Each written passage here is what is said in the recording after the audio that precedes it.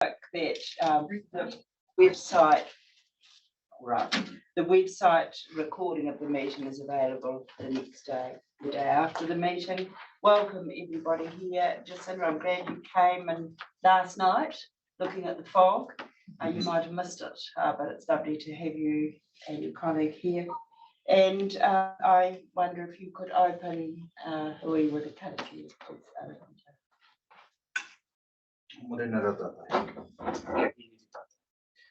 Mai tu takawanui tu takawaro tu takawatu ko tahima whaonga ko takuanga ti o mai rangi ko te kawa whakanoa ko te kawa whakawaira ka hoho nei ki runga kia papatua nuku kia papa hurewa kia papa I taro mea tu e te kawa rawa te kawa ofia te kawa kia tūrau ki te pūkanga I ahu mai no Hawaii o I whakarewa ke ko te kawa tapua re huariki o I whakapū ake ko te kawatapua uru te ngangana.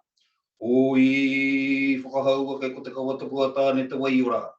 Tēnei karuru ko hia ngā toko wei nei atua. Kia whakarauri ka mai ki runga ki tēnei hui-huinga. Kia tura ki nga whakataha I te mauri te mana te tapu ko wei tia ki runga ki tēnei kaupapa. Ki runga I nei tauira, ki runga I nei moana. Mōnoa, tā whiritia, paupaua. Nā ngā pū, ngā weu, ngā take, ngā wānanga, ngā tauro, te pō, te awa I o. Nā ngā pai tapu tuanga huru mātahi pūwa ka hura, kai tunu wakairia. Weu mai rā, hai putunga oinga, maia, whānu, haramai te toki, haume, hui e, tāi. Kia ora. And it feels strange for me to be sitting in this chair without Toby beside me, and so very appropriate that we have mihi to Sir Toby Curtis this morning in memory of his contribution. And I'm not sure how you're leading this off, Anna Peter. And Can I do that now? Yeah, please. Takakataka. Ka taka te motoi, ka kapoki ngā whetū, ka kapoki te marama. Auera, kaihea koe. Ka kimihi aranga haua, kaihea koe pangaroni. Kuariro ki pai rau, kuariro ki parea. Ki te huinga kahurangi ka oti atu ko tau e. Kai taku koraua, tāno pera tamehana. Titiro I ho meira, whakarongo meira. O ki wairua meira ki tōtira. Tōtira e whakarauora ana I wau nā roto moa no te Arawa. Anei mātau e tangi mō tea tonu ake mōru. Anei tonu mātau e whakaro ana ki au mahi ki runga ki te mata te whenua. He hara wera mahi, kia tū Māori ai tata. Kia tū Māori ai, a ngai Māori, o tira kia tū Māori ai ngā roto moa no te Arawa. Me ki kia hoki ki te āhuatanga o te Māori, a koi ara te āhuatanga o rangi nui me papatua nuku a me te ao tūroa nei, me ki a te taia. Mo reira kai te pāpā, kua tangi rawa, kua tangi haku ana tō iwi, kua tangi haku o hoa, kua tangi haku te motu whānui mau.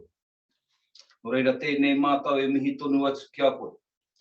Mihi tonu atu ki au nā mahi huhua I rungi te mata te whenua. I roto I ngā kaupapa whānui e pā mai nei ki a ngai Māori. Aha koa ko tēnā e taku koro, ko tira wai mahi ki rungi te mata te whenua. Mo reira kaua koe I riri mai nei, hei rā weke hia pēr I ngā mahi kai mui te aroaro, waihora wēnei mahi o wai whakatupuranga. Nei rā mātau e kawe tonu nei, tō Māori, tō haki, mo te iwi, o tira mo wēnei roto moana, me ona nehe kai ona karawati. Mo reira e koro, e moi, kia au tō moi. Kore tae au te mihi atu ki a koe, ki te kore ai e mihi atu ki tō makau I a mere, e ora tonu ana, o tira ki tō pāharakeke, nā rātau I tia ki I a koe I roto I o rā uhunga. tira, tō whānui o ngā tipikia, ngā tirongo mai, te tokotorua manawa kotokoto, tira taino atu ki au pāanga kia tainui.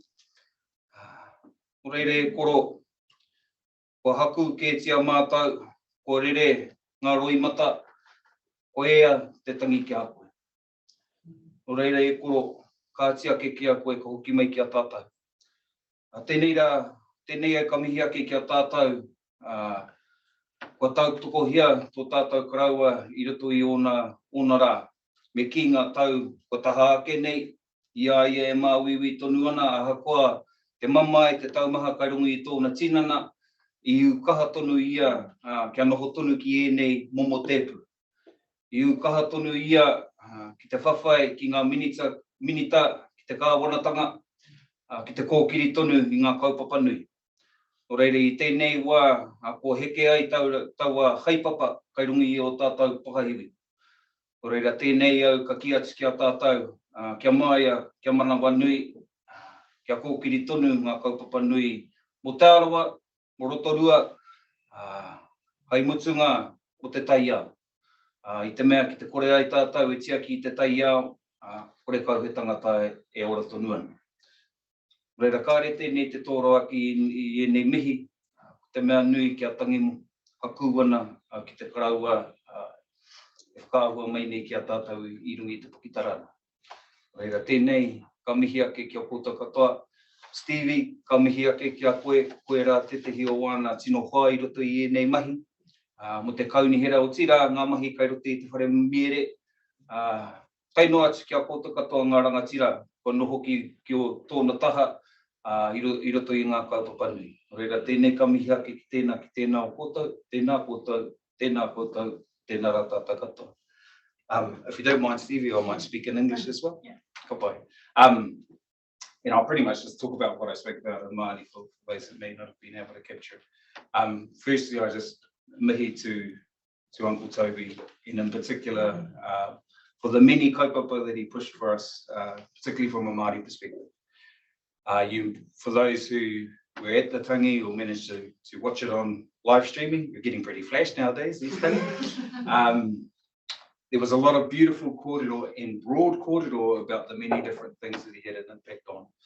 Our experience at this table is the work he's done around our lakes in particular, and the restoration of our lakes. But that's one of, I don't know, maybe 100 odd kaupapa that he was involved in, even back to the Reo petition that was celebrated recently. This man was very close with Hannah and Sid Jackson, who were key leaders of that kaupapa. He was probably a little bit more strategic. He didn't put on the activist hat. He went in other ways and influenced in other ways. But he touched a number of various kaupapa.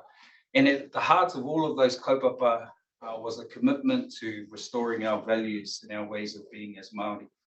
And this kaupapa is no different. I mentioned in my kōrero that part of what we're trying to do here is get our lakes back to being Māori. And the term Māori isn't necessarily Māori as in a people, it means natural. It means in its natural state. And so that's very much what he was trying to do in this kaupapa and for us as Māori to get back to our natural state. And you may have seen in some of the statements he made around education, how being bereft of our cultural identity meant that we missed out on, I suppose, activating a whole part of our mind, our spirit, our physicality and the capability that we had. So he was a big believer that the more we were connected to who we were as Māori, the better we'd be in this world. I then also just went on to mihi to his wife and his children. So I'm very conscious with all of our leaders, they can't do the work they do without the backbone of their whānau. They spend a lot of time away from home, and it's often our mums that make sure that the home's looked after, make sure that our kids, our siblings can grow into strong people. So I wanted to mihi to them. And then finally wanted to mihi to all of you that have worked with Toby throughout the years, because we've all in different ways sat alongside him, either supporting his kaupapa or pushing back to give him another perspective, whatever it might have been. So I appreciate the work that all of us have done throughout the years with him. And then the final point that I made was there's no need for you to come back and haunt us and play with our papers or do anything. That's our role, that's our responsibility to keep the scope of our time and to keep, I suppose, the commitment he had to Māoridom that sits with us now, and we need to continue that make it going forward. That's all I wanted to say. Kia ora tātou. And thank you, Ara Peter. It was so appropriate actually to have you mihi to Tātobi, a fascinating man, but I want to also thank Te Arawa Lakes Trust for your mahi behind the scenes at his tangihanga, which was phenomenal. To see all of the Lakes Trust staff with red band gumboots on was just so humbling to know that you worked, you know, for so long. Actually, it was about 6 weeks of helping Tātobi in that last stage of his life, and he was very much at peace and called some of us to his bedside and certainly gave instructions to us, and those of us that got instructions know what we have to do. But I do have one lovely insight. Whenever in my role as a mayor, I would call on Tātobi when we were engaging with government at any level. And this taki that day was about community safety. And he completely hijacked the meeting, the whole agenda, and talked about education. And the minister didn't really understand, but it was great because he was really talking, as you say, about going back to understanding the strength within our families comes through education in the reo. And he certainly wasn't an activist, but he was an artisan of making the possible happen and moved and opened doors at the right places, whether it was the iwi Leaders Forum or different forums with different ministers or with regional council, where he was needed for influence. He came in and he was masterly. And it was a privilege in my role as a friend to be able to speak at his tangi. And he would be so proud. And he said to me one day, I was walking along the Utahina actually, and he rang and he had a light bulb moment about women. And I will say this, no offence, Ara Peter, but he said, these women are really smart, aren't they, Steve? And I said, what made you think that? You know, and what's the message today, sir? And he said, I just can't believe how strategic they are.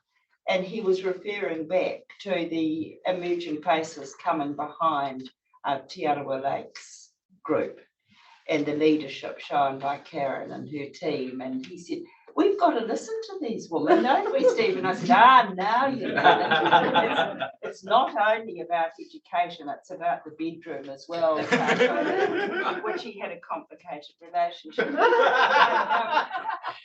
But a wonderful man, great sense of humour, broke the ice, but a bridge builder and an amazing bridge builder to make Pākehā understand his world and also his very intellectual and spiritual world, and to help us carry that taki with us in our role wherever we are. So we know the papers won't move, Ara Peter. He is at peace, and I understand his book is being launched at the end of this month, and that's another legacy actually that he said to me that day, my book is written, and that meant so much that he got out everything that he wanted to say in his book. So that's going to be something, a real treasure to us all. So thank you for that, Ara Peter, and to your team, and please pass back to Karen as well. Thanks for the work that they did. And I know Te Arawa Rotorua Lakes Council stepped in with the mud and what you were dealing with out there, but it was fantastic how once again the community came together for a great man. Does anyone else wish to add anything? No. All right. Well, we'll get on with our meeting and we'll go to apologies. And I have one apology from Deputy Mayor Dave Donaldson, who's representing me with a new regional police commander, Forferi, at Tauranga this morning. Fiona and Self-renewed chapter. Sure. Nikki, thank you. And Jeff is also at a Cobalt CE's meeting. This is Fiona. So the public forum, welcome John as the chair of the Lakes Water Quality Society. You have time, do come to the table. Oh, and a mover and a second of you vote. Thank you. Move Kevin Wonders, second all in favour.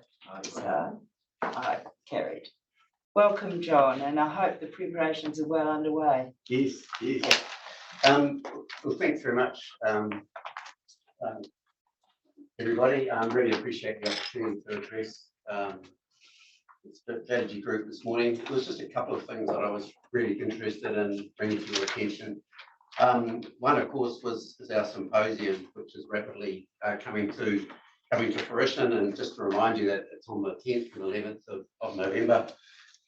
We've had absolutely fantastic support from the science community in terms of putting together the program for this. And I think over the 2 days, we've got well over 30 different presentations covering a broad range of the science topics. We're very fortunate and just really greatly appreciate the opportunity to be able to invite David back, and of course he'll be supported by Dennis and other well-known scientists in our local fraternity. So yeah, the program is shaped up extremely well. I guess the key theme that we want to try and get out of this is, where do we go to next? And because we see that there's still quite a lot of challenges in the context of the lakes, particularly around things like climate change, urban development, ongoing land use change. So to try and get to a point at the end of the symposium where we have some sort of direction, and hopefully that will align obviously with the change in strategy perhaps of this group, then that would be a wonderful outcome in terms of moving forward over the next triennium. The second thing I just wanted to mention was around the review that was proposed and that we discussed back in June. We presented to this committee on the potential for a review. We acknowledged that was minuted into the minutes, and that's really greatly appreciated. I think the key thing for us is that we would just like to think that there's a sense of urgency around that review because, as I say, we do see ongoing change within our lakes. We know we've just had a relatively severe algal bloom during the sort of end of winter into spring season, which is a little bit a bit unusual. So the need to sort of more fully understand some of the changes and influences of these broader climatic land use change, intensification change factors is becoming increasingly important. So yeah, we would just like to think that the review is seen as a priority and that it does get onto a fast track sort of development process. And the last thing I just wanted to comment on is, we note with a lot of interest the proposed Plan Change 9, obviously being driven by the Lakes Council. I guess the plea there is that we understand fully the need for housing and intensification and fully endorse that aspect of it, but we just hope that Te Taio is a fundamental part of that development process. We see major issues around long-term stormwater, sewage, and obviously water supply, and the integration of all that in terms of urban development and the impact that has on the environment is going to be critical. The Society will make a submission on that, but it's really about questioning how well has Te Taio been considered in the context of what that current Plan Change 9 is. And I guess we would ask that this committee, also has some input into that development. If anybody would like a brochure on the symposium, I'll leave these with the secretary and you can pick those up accordingly. Thank you, John, and all the best for the symposium and amazing lineup of speakers. So I'm sure we'll all enjoy that. Yeah, we would like to see you all there, of course. If you need any more information, you can visit our website or pick up a brochure subsequently. Great, and your reference to review of the terms of reference, Nikki will cover off in the Arawa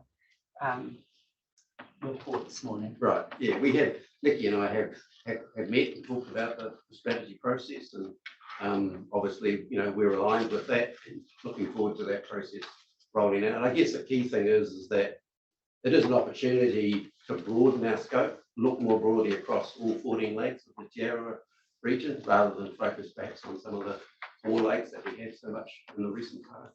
So yeah, it's a great exercise to be involved with. Thank you. Thank you, John. Right, we move now to the order of business, the declaration of conflicts of interest. There to be none. The minutes of the Te Arawa Lake Strategy Group meeting on the 10th of June. Are there any amendments or matters arising to the minutes? Happy to move. Happy to move, thank you. Councillor Winters, seconded. Thank you, Ada Peter. All those in favour, please say aye. Aye. Contrary, carried. The presentation this morning of the Bay of Plenty Regional Council Chair in the Lake and Freshwater Science. Is he coming in? He's on Zoom. Good. Welcome, Dr. Ozendaki. Oh, you just called him Dennis. Welcome, Dennis. Thank you very much. I appreciate that. Can I share my screen maybe for the presentation? Absolutely.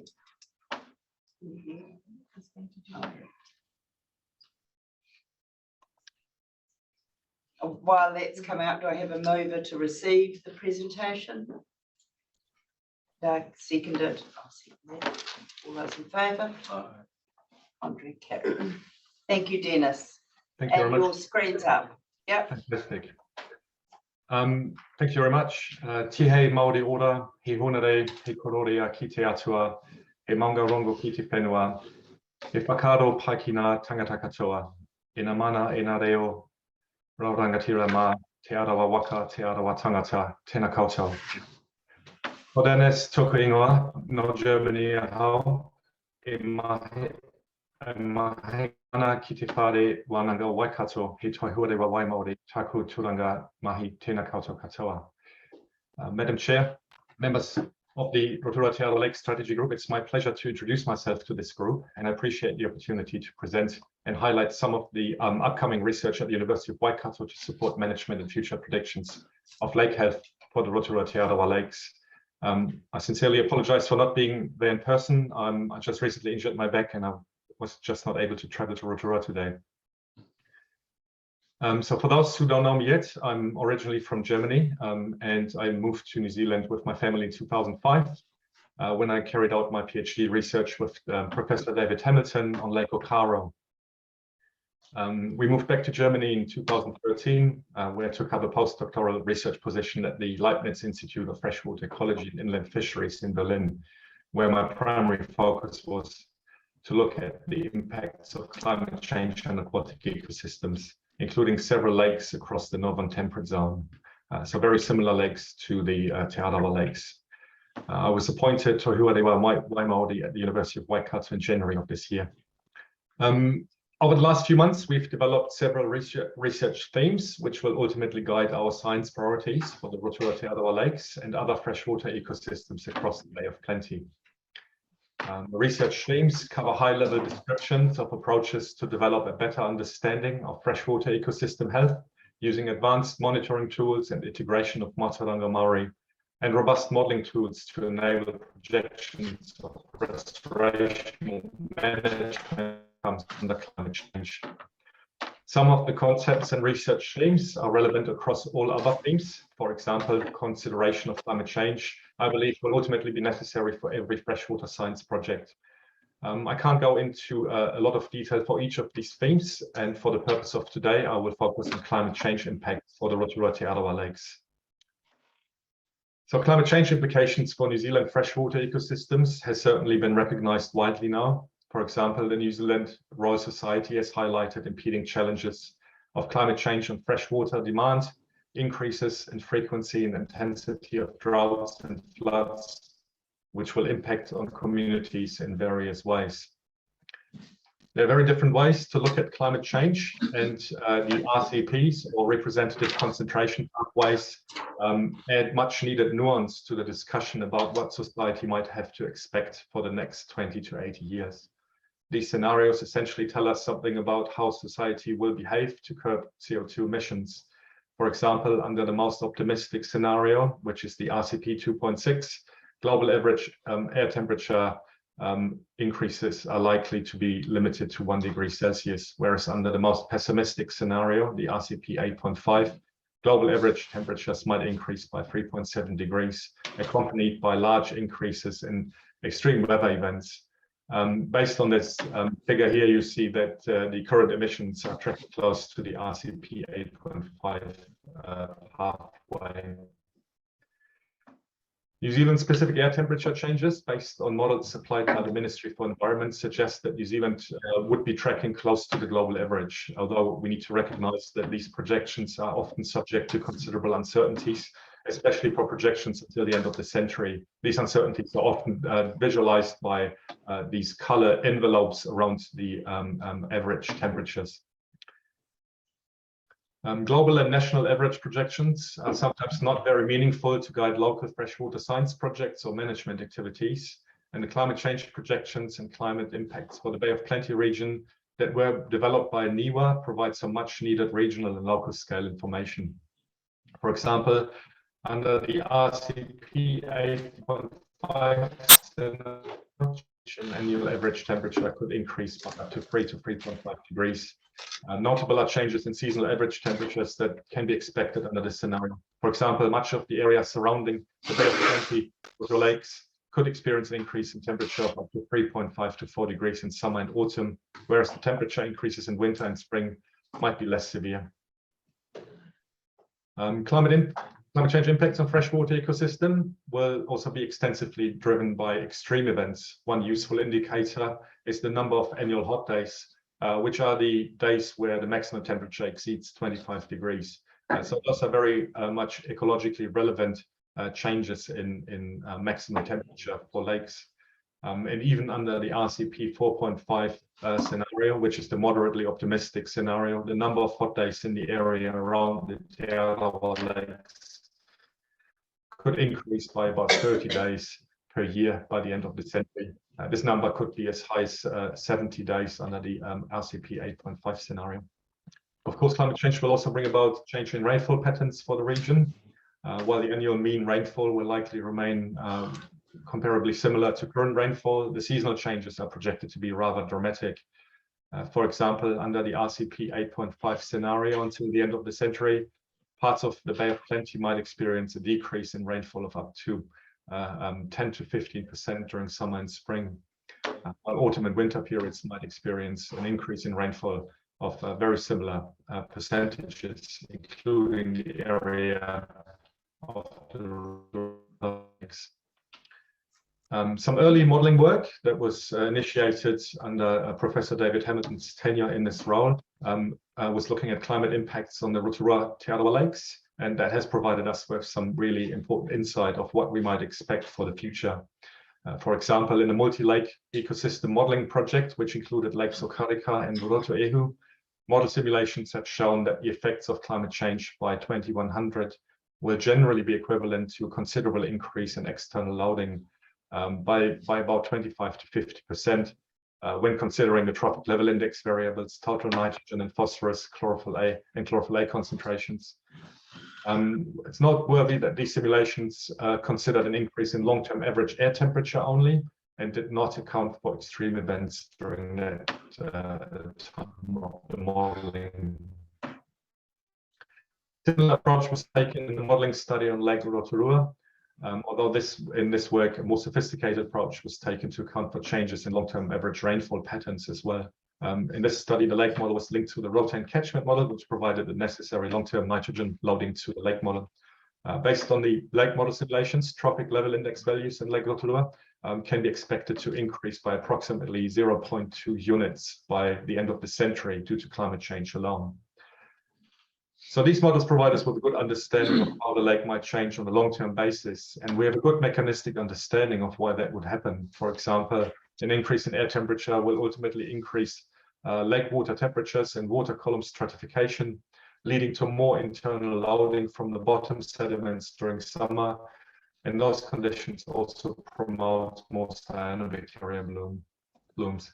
However, this model cannot tell us much about the direct effects of climate change on catchment nutrient delivery mechanisms, either as a long-term average or under extreme events. So to be able to account for direct climate change effects on catchment nutrient delivery to lakes, it is useful then to couple detailed catchment models with stream and lake models, as was done for the Poorlinger catchment as part of a PhD research program. As you can see in the conceptual diagram, the connected and interactive elements of climate, catchment, streams, and lakes can render these models very complex, but are ultimately necessary to better understand how climate change affects catchment scale dynamics and lake responses. The model simulation suggested that climate change under the RCP 8.5 scenario could moderately increase phosphorus loading from that particular catchment, but actually might bring about a decrease in nitrogen loading. There are several nutrient dynamics and processes responsible for that. And for this particular catchment, it was suggested that nitrogen uptake by pine trees could actually increase, and therefore reducing nitrogen loading somewhat, while increased erosion in the catchment would deliver more phosphorus to streams and lakes.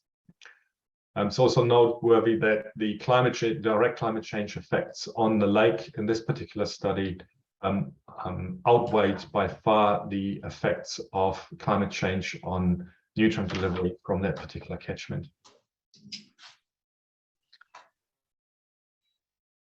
When it comes to assessing the effects of extreme events on lake health, we currently only have circumstantial evidence, I believe. For example, during the wild weather in Rotorua in April 2021, about 50 millimeters of rain fell over a very short period, highlighted by this red circle in this graph.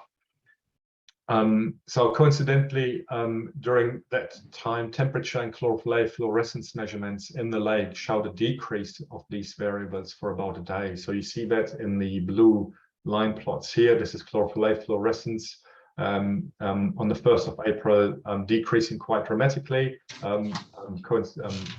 which was accompanied by a decrease in water temperature, which is generally what we see during heavy rainfall events flushing into the lakes. And while these measurements suggest that the effects of the wild weather were short-lived, complementary data sets on phytoplankton community composition suggest that the single event had contributed to a drastic change in the dominance algae species in the lake, which in turn also dramatically changed the limiting nutrients in the lake for a few weeks. So the lake, based on these measurements, shifted from predominantly nitrogen limited sort of state to a more phosphorus limited state. From a research perspective, then it would be reasonable to hypothesize that more frequent and intensive extreme events would bring about a more long-lived change to the ecosystem, which is something that we currently don't fully understand for the Te Arawa lakes. John also pointed out that there was a recent algae bloom in the season, and I don't think we can ignore the potential climate change effects on the occurrence of these algae blooms in lakes, especially when we consider that New Zealand has just come out of the warmest and wettest winter on record, the third time in a row. Contributing factors to the current algae bloom in the lake, I hypothesize, include that the wet winter has carried sufficient nutrients into the lake to stimulate algae growth under right water column conditions. And coincidentally, in Rotorua, during that time, experienced warm and calm conditions during the week leading up to the detected bloom on the 1st of September this year, which resulted in measurable increased column stability, which are conditions that cyanobacteria thrive in. And while we would expect a slight change of seasonal growth patterns under climate change, as I highlighted earlier in the change of temperature and rainfall patterns, there's still some open questions about direct causes of the early onset of the bloom. So as part of this presentation, I also wanted to make you aware of an ongoing research project at the university that is looking at developing a nationwide lake ecosystem modeling tool to assist with lake management. And as part of this project, we are looking to enable detailed models for every lake in New Zealand. Climate change projections are explicitly incorporated into the project. I think it's also worth noting that this project was developed and is building on substantially on the modeling tools that were initially developed for the Rotorua Te Arawa lakes as part of Professor Hamilton's work during his tenure.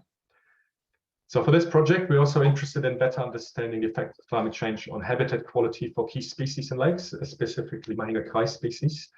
And then this graph of Lake Rotorua, I'm showing what we're calling a prototype habitat quality indicator, which is derived from model outputs, primarily based on temperature and oxygen attributes at this stage.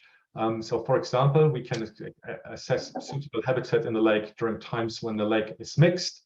In this left-hand side graph here, where the blue areas indicate that the habitat is well suited for organisms to thrive, and the yellow areas indicate that habitat quality is reduced and aquatic organisms might struggle to carry out their activities in those areas. And we can compare that to periods of water column stratification, where we know that bottom waters generally go unoxic, and we see that the habitat quality is substantially reduced during those stratification events. In this particular image, primarily due to unoxic conditions in the bottom waters. So we're interested in understanding how this habitat quality might change permanently under climate change, especially if we keep in mind that stratification patterns might change quite drastically in polymictic lakes like Lake Rotorua, which could ultimately lead to extended unoxic periods, which further deteriorates habitat quality for key species in that lake. So we're keen to develop that indicator in much more detail, and there's potential to and scope in the project to include more specific considerations, local considerations and local knowledge into this habitat quality indicator. Ultimately, the modeling platform would be accessible via an online interactive user interface, and this will build on the visualization tools that are already available for the lake buoy data on the Bay of Plenty Regional Council webpage. So we envisage that the user will have full access to model simulations and the outputs, including the habitat indicator, using these online tools.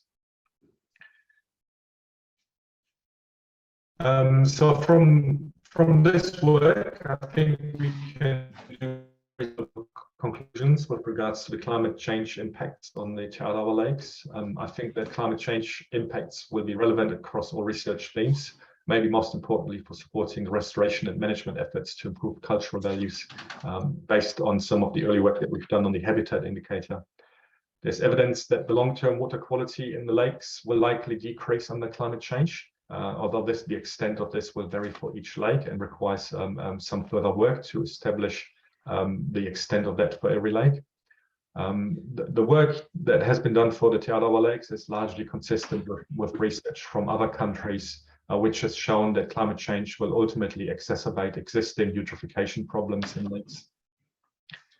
The limited information on the effects of extreme events on lake ecosystem dynamics suggests that lake responses to climate change could primarily be shaped by these events, but this needs to be studied in more detail.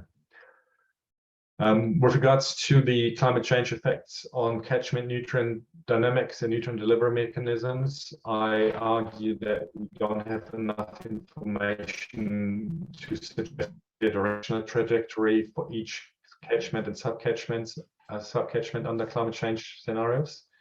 There's still some large uncertainties around land use changes and also the effectiveness of current management and mitigation strategies under climate change. I'm confident, however, that the ongoing research at the University of Waikato will help elucidate many of these knowledge gaps. So with that, I thank you very much for listening. Kia ora, and I'm happy to answer any questions. Right, really, isn't it? I'm sure there will be some questions. Chris, have we got questions from the table? Well, I've got one. If I start, so we concentrate largely on the deed-funded lakes. Is this sort of a call to extend that further?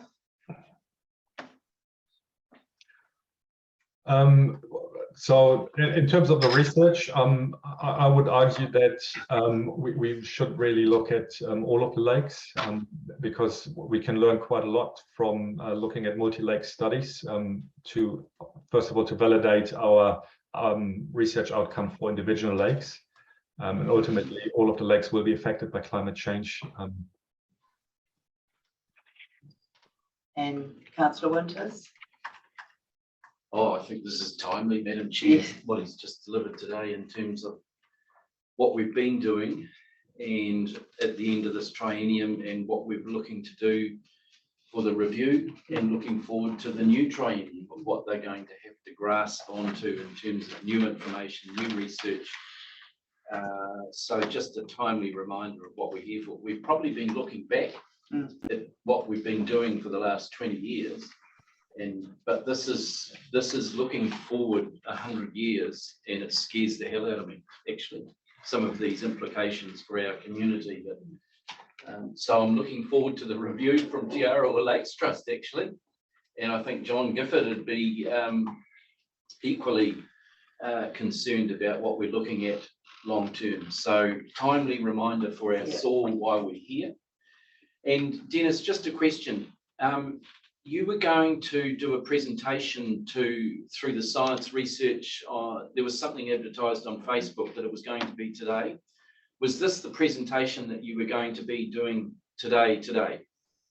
Yeah, so that's a very similar presentation I would have given this afternoon. Yeah.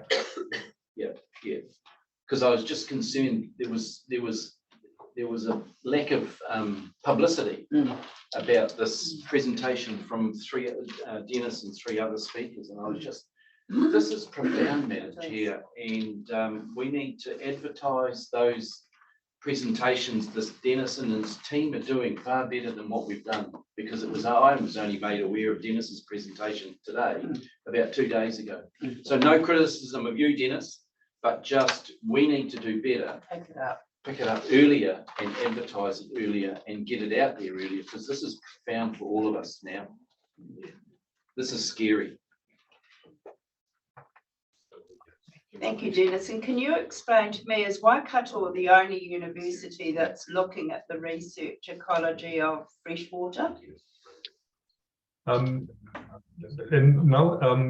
other universities across New Zealand are working on other projects on lakes and freshwater ecosystems, and we have strong collaborative links with Otago University and Canterbury University at the moment. Because there's some messages there to be shared, aren't there, about the future? Yeah. Thank you. Any further questions? Can we get a copy of those graphs, charts, Dennis, because I need to look at that again. I've got the presentation, I will share with members. Oh, okay. And the link. Put it in We'd like the link. So thank you, Chris, and I hope your back improves. Thank you very much. Dennis, I mean. Yeah, sorry, I'm sitting next to Chris. Madam Chair, No. whilst we're discussing the impact on our lakes today, Chris, does our engineering team for rivers and drainage across the bay, and I'm talking about the 9 catchments for all the rivers, because this affects us right across the bay, this needs to be shared with our rivers and drainage team as well in terms of the impact of our catchments for our stormwater systems, flood protection schemes across the bay too. So just a different hat on, Madam Chair, but just looking at this wider than just the lakes today. I'm fairly confident that the information that Dennis has presented today is the same information from NIWA that we're using. So, right, but I can confirm that. I see a need to review our climate change strategies at each council. As to are they synergistically moving in the right direction? Well, thank you very much, Dennis. And it was sort of sobering at the end of this triennial to get a nudge that this is never going to go away. And it reminded me of Barry Carbon when he came across from Australia and helped us with research for our initial lakes funding, where he said, you're only going to start to see changes in 20 years. and the challenge is never going to go away. And that was before the profound impact of climate change was even thought of. So thank you. Thank you for the opportunity. And we'll get the link attached to the minutes. So we can break now for morning tea. That's come into the room. We'll take 15 minutes and then come back for reports. You wish to bring, because you have to leave.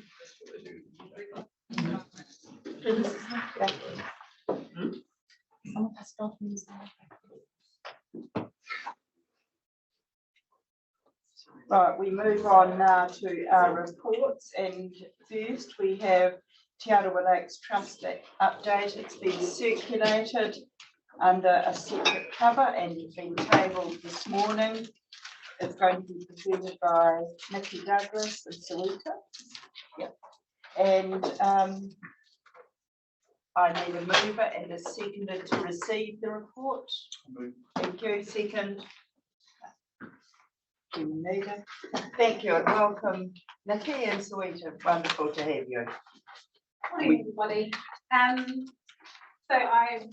The report was provided this morning, so I'm not sure if you've had a chance to go through it. So what I'll do is I'll talk a little bit about the scope for the review of the program first, and then I can just go through a couple of the points that I wanted to highlight, and then if you've got any other questions or comments, take those. Firstly, I just want to introduce Sarita Portia, who has joined the Te Arawa Lakes Trust team in place of Mariana Terangi, who left around a month ago. So Sarita will look after the Lakes Program Coordination, participate in the steering group, support our work with the strategy group and with the industry. I also just want to introduce Troy Brown. Some of you probably know Troy. He was with the Regional Council for a little while. He also joined our team and will pick up some of the engagement with our protocol partners with this group. So Sarita and Troy will work closely together on supporting the strategy group and the work that we do in the Lakes program. So I just wanted to introduce this. Okay, so in terms of the scope for the review, so I guess what I wanted to say, I think it was time we given James this presentation today to take a bit of a step back and think about what the program will look like moving forward. Currently, the program focuses on those 4 lakes, and there's no question that when that program was put together, that was absolutely where the need was. And I think given some of the more recent information and data that we've been collecting over the last little while, we need to think about where the program goes next. So the scope of the review will cover the existing program, bring into it the science and the learnings we've had both through the current program, the research that's been done, but also some of the work that our team's been doing on the lakes. Part of the review will include the terms of reference of this group, and part of it will also include, we had Tato's in an independent chair role, and so we will look at that role in the context of the review as well. So that's what the scope will look like. I guess I wanted to just I guess put on the table today that we would like to, as part of that process, engage with certainly those parties that were influential in getting the program initiated, which would include the Local Quality Society members, also those previous members that have sat on this group, and then the incoming will be part of the conversations around the review of the program. So just indicating that that's the group that we would like to be talking to in terms of the review, and then as we put the scope through, we might be we might include in that. Certainly, we acknowledge those people that were part of bringing the program, bringing the funding in when the strategy was first developed, lobbying to ministers, supporting the settlement back when it happened in 2007, and certainly the precursor to the strategy group beforehand as well. So we just want to acknowledge those people as we think about where we've come from and then the incoming members.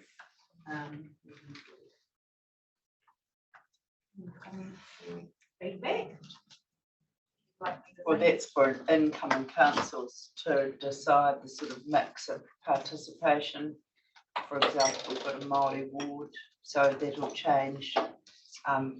Yeah, and that's for an incoming council. But there is some urgency, I hear from what all of us feel it really, and but it's inappropriate that we did it before at the end of the triennium. So is there any urgency before Christmas that you can start that discussion around participation in that review? Yeah, so we'll certainly have the scope of the review, and then the agreed timeframe is 30th of June next year to have the review completed.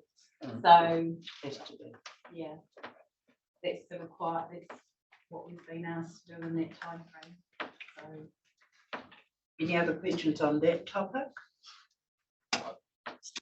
I'll just add, particularly given this morning's presentation on climate change, that maybe our thinking probably needs to be a bit broader. We've learned a fair bit over the last 20 years. And that might result in us having to broaden the scope or deepen the focus of some areas. Oh, sorry, one other thing is I've become more and more conscious of the interconnectedness between this work and everything else that councils do and that we do as society. So again, I think another part of the mix of things, it's already happening in terms of our connection with stormwater management as an example, but I'm just reaffirming that point of just how connected all of these problems are. It's not, we look at the lake, but actually you've got to look at the whole picture. And maybe another aspect of that too is not just looking wider from a geographical perspective, but looking at the thinking of society and how that flows through. Because a lot of these, well, we know all of these problems derive from human action, but we don't spend a lot of time thinking about how we're thinking as humans, how do we change that? engagement and behaviour. Yeah, I don't know if we can solve that problem, but I just put somewhere in the thinking. But I'm sure there's another perspective. Have you got from regional council as well as the Lakes Trust? Oh, Nikki is part of the review about funding as well, because 20 years ago, well, 2006, we went to Helen Clark and Michael Cullen there and asked for a considerable amount of money. And Helen and Michael said yes, and they delivered, and we've pretty well spent it all. I think we're going to have to, part of this review is back to Ministry for the Environment. Here's our data. Here are the implications. They, Ministry for the Environment, Crown, are going to have to be a party to the funding package that we put forward for the next 20 years too. We cannot do this on our own. We've made great gains, Madam Chair, in the last 20 years, but this is looking forward for the next 20 years. And this has implications for your ratepayers and our ratepayers, and we can't do it on our own. That's obvious from Dennis's presentation today, and the implications for the rest of New Zealand are huge based on Dennis's work today. So funding has to be part of the review scope as well, Nikki, please. I would agree with that. When we began, and Kevin and I and Anna Rurangihuia and John Cronin. Yeah, and John Cronin, and we asked for 36 million. And I had to speak at Cabinet, and Sir Michael Cullen said double it. You can't do much for 36. So there wasn't actually a detailed business case for the other 36 million, and now it's over 243 million, I think at least. You know, so this is an ongoing commitment, but it is the time when you review the terms of reference to look at the deed funding. Right. Well, and just to acknowledge the point made earlier that this is ongoing, and that this committee is a permanent committee with a specific role and focus, so the review will be ongoing. Okay, so to the report, I just wanted to give a quick report on the Tidal Effective Impact Project, so you'll be aware through Ministry of the Environment, we've got $760,000 over 3 years to implement that project.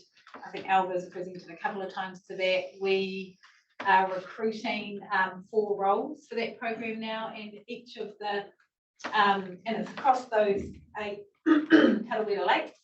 So we've got a role sitting in each of the iwi associated with that catchment within the Tarawera Lakes tupanarohe, so Ngāti Tarāwhai, Ngāti Rangatahi and Tupourangi will each host an employee who will then lead out the implementation of this program.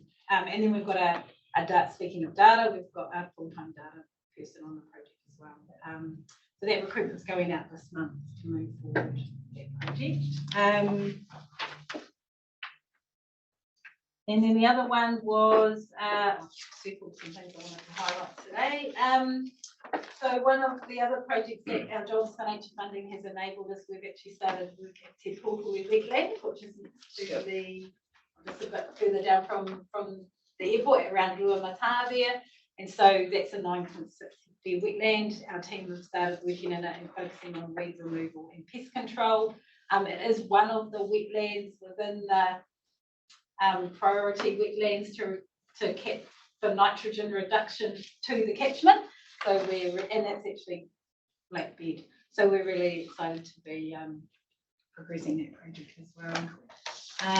Just need to measure the impact of that project. And then just catfish was on our radar about 2 years ago in terms of our response. And so just an update that our catfish program currently has 2,800 volunteers working in it. Wow.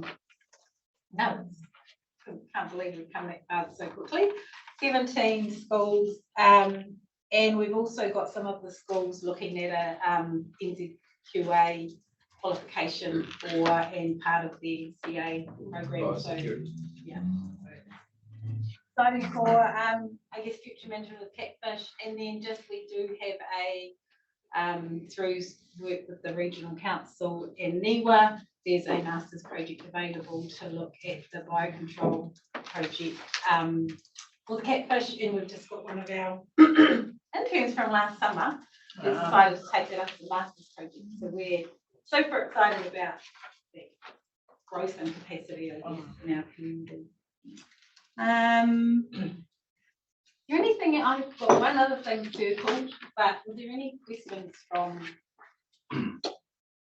Nikki, I've got a question, and it was a bit belated, but I did get out of the urging of yourself, Councillor Thurston, to the Kaimai Mamaku, which was part of Jobs for Nature, and the growth and the potential to do more there. And I wondered, Jacinda, in your report, if you can give us a heads up if there's any budget to increase the Jobs for Nature budget, because it's phenomenal what you can do with volunteers and hapu and trusts if we've got the money. And you wouldn't want it to stop. It was really set up for response to COVID, but it needs to continue. So if you can give us a heads up on that, it would be appreciated, because there's great stuff happening, but if it stops, you'd lose so much momentum, especially in pest control. So, Chair, perhaps I can help you there. Good. Because the expectation in the Crown was that was one-off funding, and that part of the consideration of each of those programs was the identification of third-party, community, philanthropic funding going forward to sustain each of those programs. It doesn't matter whether it's the big ones or the small ones. So Rotorua, which was $30 million. Got the Kaimai one, which is 19 million. As an example, you have the $200 million, $100 million from the Crown, conditional upon $100 million funding, co-funding from local authorities. So then include Auckland, Monterey, Northland.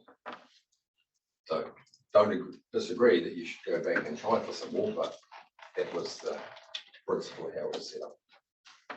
But wouldn't it be a wonderful resolution from this committee that we support the benefits that we've seen, and you can have a go? I can't imagine Kaimai Mamaku being able to find the funding to keep that going. Oh, Norm's got a plan. Norm Brunning has a plan. But you're right, Chair.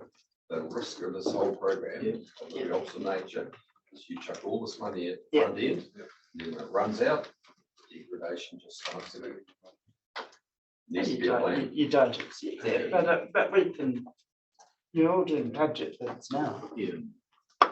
And further, Madam Chair, I mean, it's the same for our wallaby containment program. We were given a lot of money for 4 years, but our staff have managed to say, well, what happens after 4 years? And I believe, Chris, there is ongoing money in subsequent years. Because if we do so much in 6 years and then stop, we're back to square one within 10. You know? Your worst, really, you lose volunteers, hope. But I think through our, we've put quite a bit of money into volunteer programs through Bay of Plenty Regional Council, and it's sort of, we've done a bit of an annual report back to council, and the impact to 78 different land care groups across the region has been huge in terms of funding, advice, support for them. And we've worked out it's an equivalent of us regional council having another 50 full-time equivalent staff on the ground doing the work, and but it's volunteers. So my final session yesterday at council was, can we look at our increasing that budget for volunteer groups across the board, because the value we get from those, the return on investment, people feel good about doing stuff in their own patch, whether it's weed control, pest control or whatever, but the value we get from volunteer groups is massive. It's massive. Imagine, you know, surely we support a resolution through to the ministry that there is a matching consideration for jobs for nature. I support us having a go. No harm in that. But to the point that Doug made around the original expectation that perhaps local government and philanthropic sources might be the way that this carries on, is there potentially a role we can play or the councils can play in finding that philanthropic support? I'm just conscious that a lot of the groups that are doing the mahi are relatively small. They don't have the capability and capacity that a regional council has, that Lakes Council has, and that might be one of the roles we can do, is trying to unlock some of those philanthropic sources, alongside whatever you might be able to unlock within your own business. So we note the support for jobs for nature and the need for an integrated approach to funding these in an ongoing sustainable way. I move that way. I have a second. Yeah. All those in favour? Aye. Just one final question to Nikki, and I'm thinking off the top of my head, Nikki, about the review. A lot of our communities were perplexed about when we got funding just for the 4 deed funded dates. Yeah. And I think we have to be a bit grown up about this, and this is the next round of funding that we do has to be for the 12 of them, regardless of the catchment work. Yes, those were the 4 priority at the time, but I think we've got to take our blinkers off and say, actually, 12 of them are really important, and so we don't want to be constrained, Madam Chair, by just having a bucket of money to do 4 more lakes. This is 12 are important to us. So that's mine. Please don't leave it to just the 4. Scope. Yeah. Right, well, thank you, Nikki. Any other questions? Can I make one more point about the jobs for nature? So I just wanted to say that with the resourcing that the Lakes Trust has received in the work that we currently do with the Bay of Plenty Regional Council and the Lakes Council, we've actually been able to extend our funding for another 2 years because we have created a sustainable model through the work of our team. So a lot of the work we are doing is through private landowners, other work that we do with the councils, and other, we've just secured resource through Bay Trust for another 3 years. So I think the model works. The model does need support. You know, we need to be able to build capacity and capability, and so it's taken a little while to get there. We needed the whole 3 years of the jobs for nature, but we are on that track to sustainability. I don't know how many jobs for nature projects there were, but we were number 1, and I'm not sure how many others have managed to scale to the sustainability test. It can happen. It's well supported, so I just want to acknowledge the councils for throwing new support behind us, particularly feel that.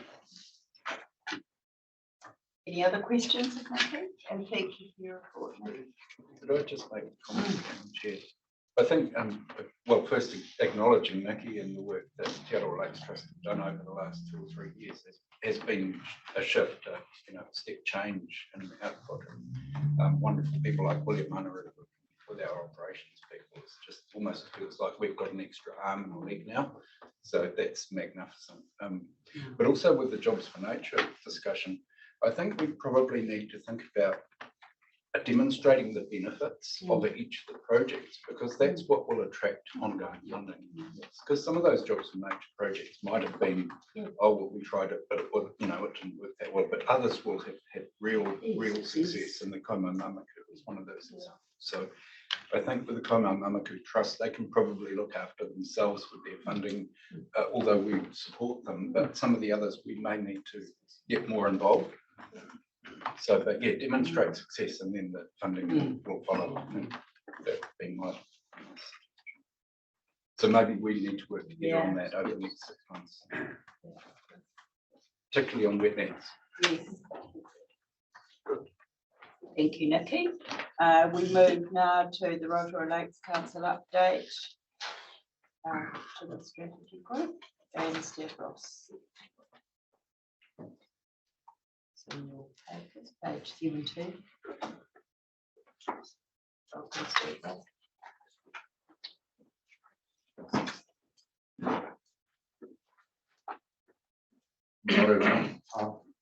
Thank you, Madam Chair. I would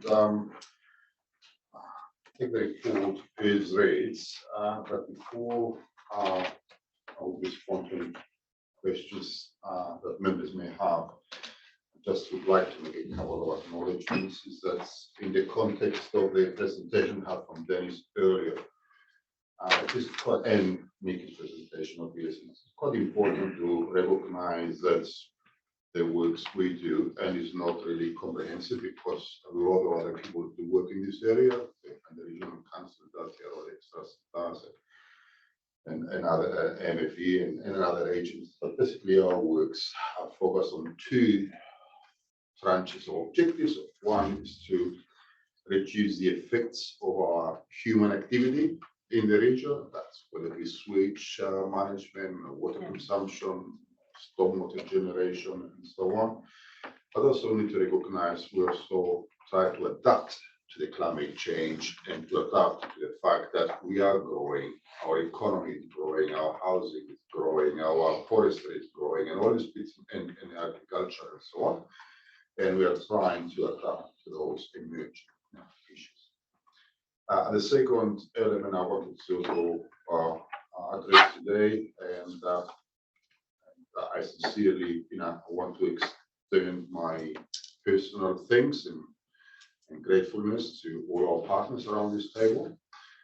We work on many and varied projects over the last 3 years. Some of them were challenges because of technical issues, financial issues, people issues, procedural issues, and so on.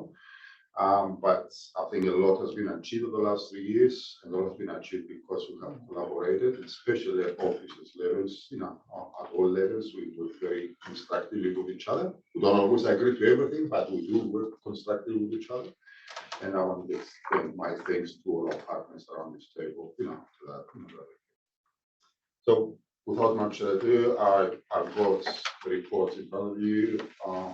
And more than happy to respond to questions, but briefly, our major activities relay around the management of wastewater, for the wastewater treatment plant upgrades, wastewater system regulation schemes. We are working towards implementing our next generation of potable water supplies, and obviously that addresses a number of issues with future demands and needs and constraints we may have. But also we work with regards to addressing stormwater, and historically stormwater has been mostly around the marginal quantity of stormwater. But as we heard from the scientist presentation earlier too, we do need to pay attention in the future around the quality of stormwater, both in terms of concentrations, nutrients, pollution, and unwanted material that comes from the urbanization of our communities. So I'll leave it at that. And as I said, I don't want to take a lot of your time in your last meeting, but happy to respond to any questions you may have around this. Thank you very much. And are there any questions? Yes. Stavros, just on page 17, Rotorua, you talk about 85 installations done, and then another 92 booked for installation in 4 months. So is that it? In 4 months' time, Rotorua will be completed? Is that what No, that's no interest. Actually, we installed about 125 by the time when we ordered the report at the moment, for 125, I think. And we've got about 90 consents. So we're progressing this work and we'll try to get ahead of us 3 or 4 months of consent for each individual property. Right. I think Rotorua probably has got another 12 to 16 months worth of work. With the summer coming ahead of us right now, obviously we'll be able to do a lot of the low-lying areas. So over the next period between now and say April, I hope we're going to get close to 300 installations. And so then we'll leave about 100, 150. Right, thank you. No. And just on Nongata flooding review, it's sort of stalled. I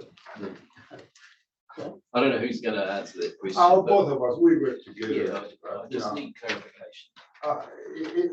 It hasn't stalled. It's one of those projects that you move forward and you encounter some constraints to it.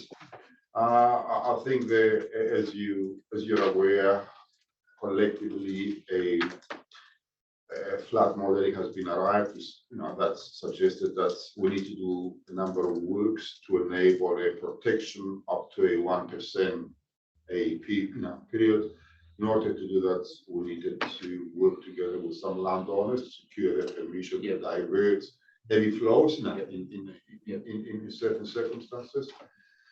Unfortunately, it has not been very productive to this point in time, and the modeling team in Chris Council are very forced. What I say, that our engineering team, modeling team, went back and reviewing some permutations of that and say, do we have other options in order to progress with it?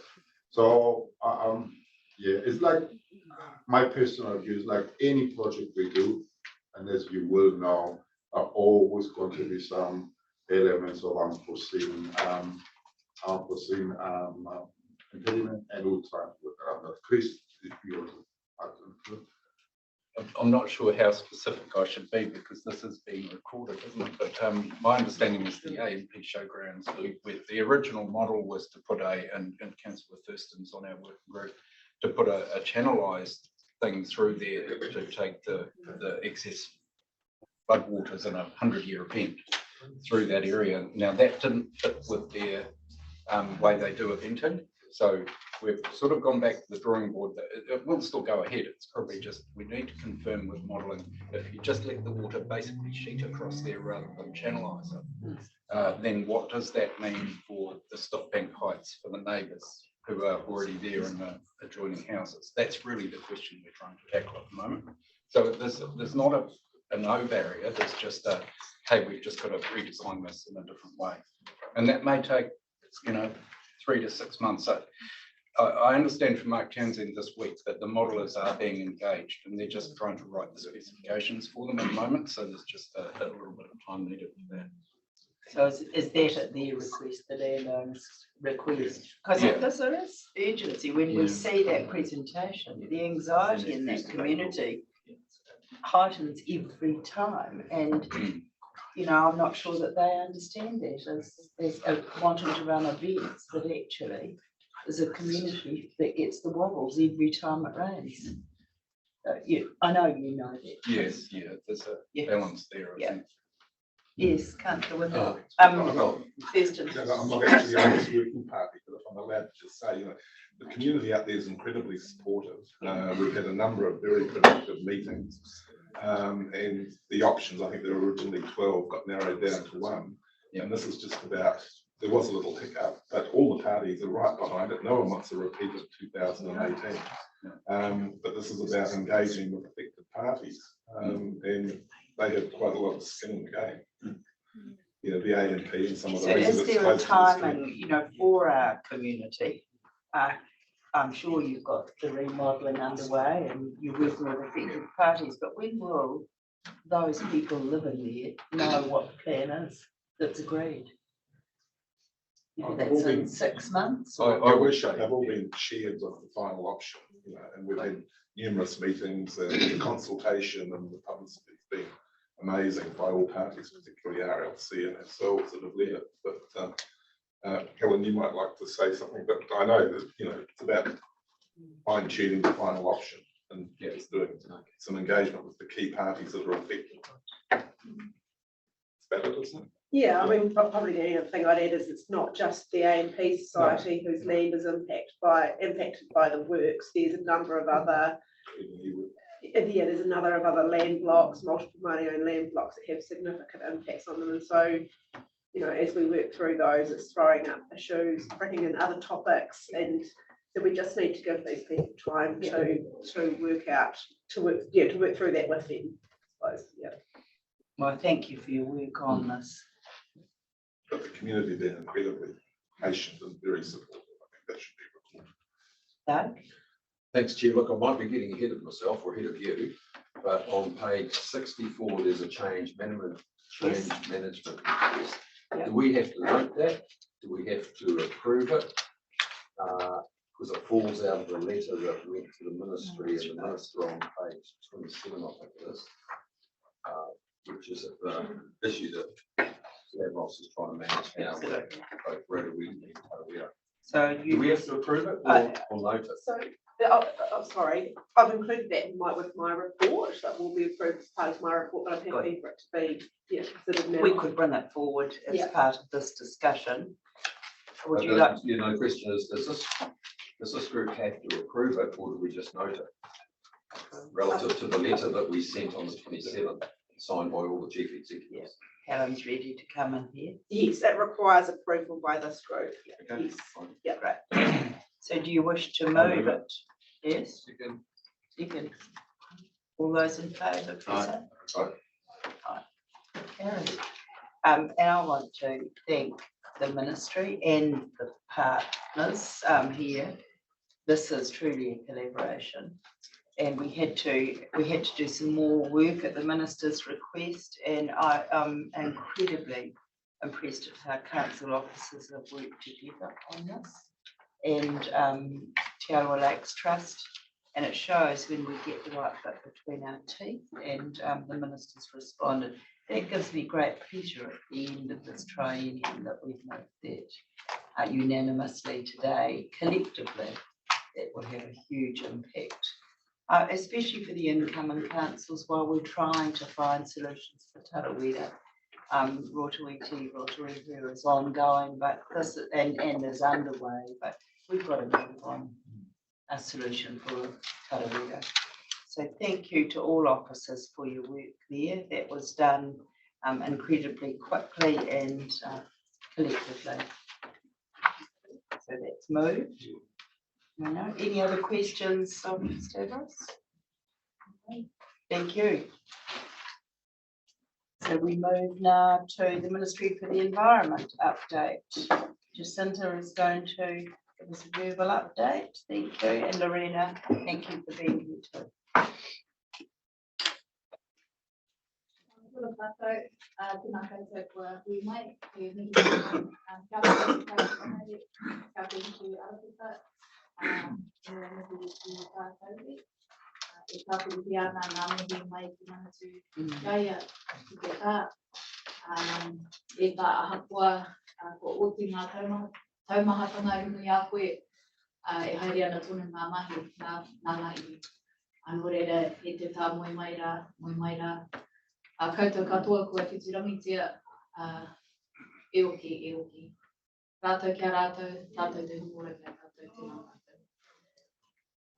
So I just want to acknowledge that Lorena gave her apologies today, but I've got Cation from the Manawatu Wai team and Mike from our legal team online with us. So Mike's just on board in case there were any questions about the lead changes that are upcoming that I wasn't able to answer. If I can follow Stavros' suit and just thank everybody for the mahi that's been happening over the last sort of year and beyond, and agree just everybody's efforts has helped us push through things through for the ministry so that we can achieve the outcomes that we want to. Helen in particular for your fasting rounds too. Very awesome. So we've talked on those resolutions having been accepted, the letter of assurance being received, and the minister's expectation letter having gone out. So the next step is working through those D changes in the ministry picking up the Lake Arawa project, which is in train. So in terms of ministry updates, we've got the waste minimisation fund, which I think I mentioned at the last week, that opens on the 18th of October, and that will remain open until that's fully committed. Freshwater policy reforms, we've got a lot of guidance on the website for councils and Tamata Whenua. There's an infographic to support your conversations with communities and Tamata Whenua.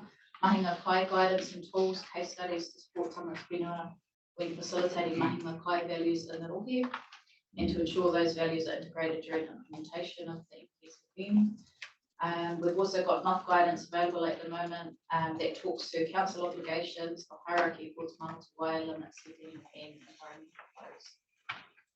What we've got coming up are workshops and seminars to roll out that guidance. So if anyone's interested, just let me know and I can tie those things up. Fish passage mapping and monitoring support for councils, and understand that surveys being sent out to all councils for future potential upgrades, and to incentivise councils to use the Freshwater Passage app to meet the NESF information requirements. And there's also work going on around nutrients and sedimentation projects. Okay, so for the Resource Management Act update, there's a focus on the moment at transitioning treaty settlement arrangements into the new RMA process. So the ministry has ongoing discussions with Te Arawa Lake Trust, Te Pūmau Te Arawa Trust, and Te Arawa River Trust to talk about how the treaty settlements will be upheld in the future resource management system. The bill itself needs to go through select committee process, obviously before it can go into law, and we're expecting the timeframe around that to be late this year, early next year. So through that select committee process, there will be an opportunity for any feedback on that proposed legislation bill. During that time, the ministry will still be going out to talk through the changes. So again, if you want a particular way with the ministry on any of those issues.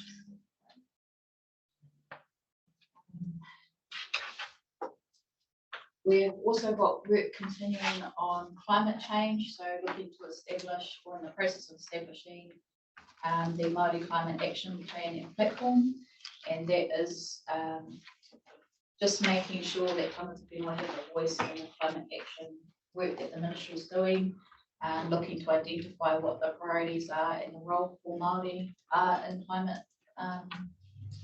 change work.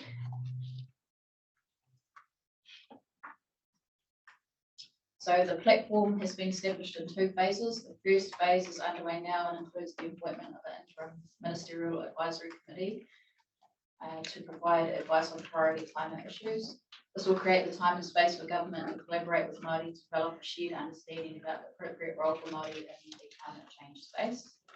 The second phase, which the interim committee will provide advice on, will enable ministers to consider how the platform can support Māori climate action. And as I said, enable an appropriate role for Māori. So the ministry expects to engage in greater details with Urunga or Kia to have a climate change progress discussions. So the only thing that's really left is an update on the funding. So we've got 7 projects in this here through the Te Māuti Wai Fund that we're funding already.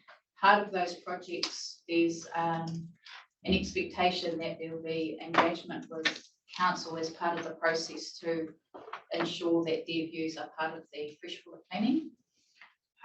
We're looking to hold a regional hui with all of those projects later in November, so we think that will be really valuable in sharing the learnings, or the opportunities in this particular hui.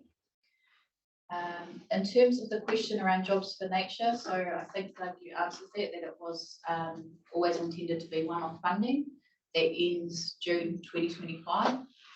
We are at the same point that you are in terms of thinking, actually, how do we not have everything fall off the cliff when the funding ends?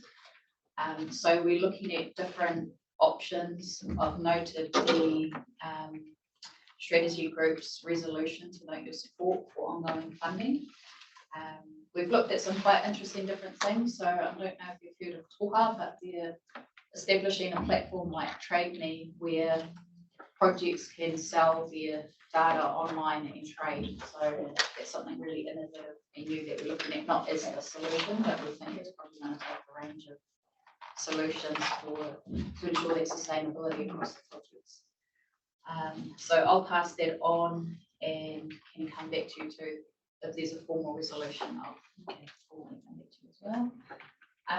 In terms of the ministry's remaining jobs for nature funding, we've got one pool that was recently agreed to by SLU ministers for the Essential Freshwater Fund. That's not a contestable funding, but targeted around 3 areas, which is supporting catchment groups, supporting some of the whenua, and supporting the freshwater farm planning mahi. So we've got that high level framework in place, and we're just working through how we actually allocate that funding and finalise that.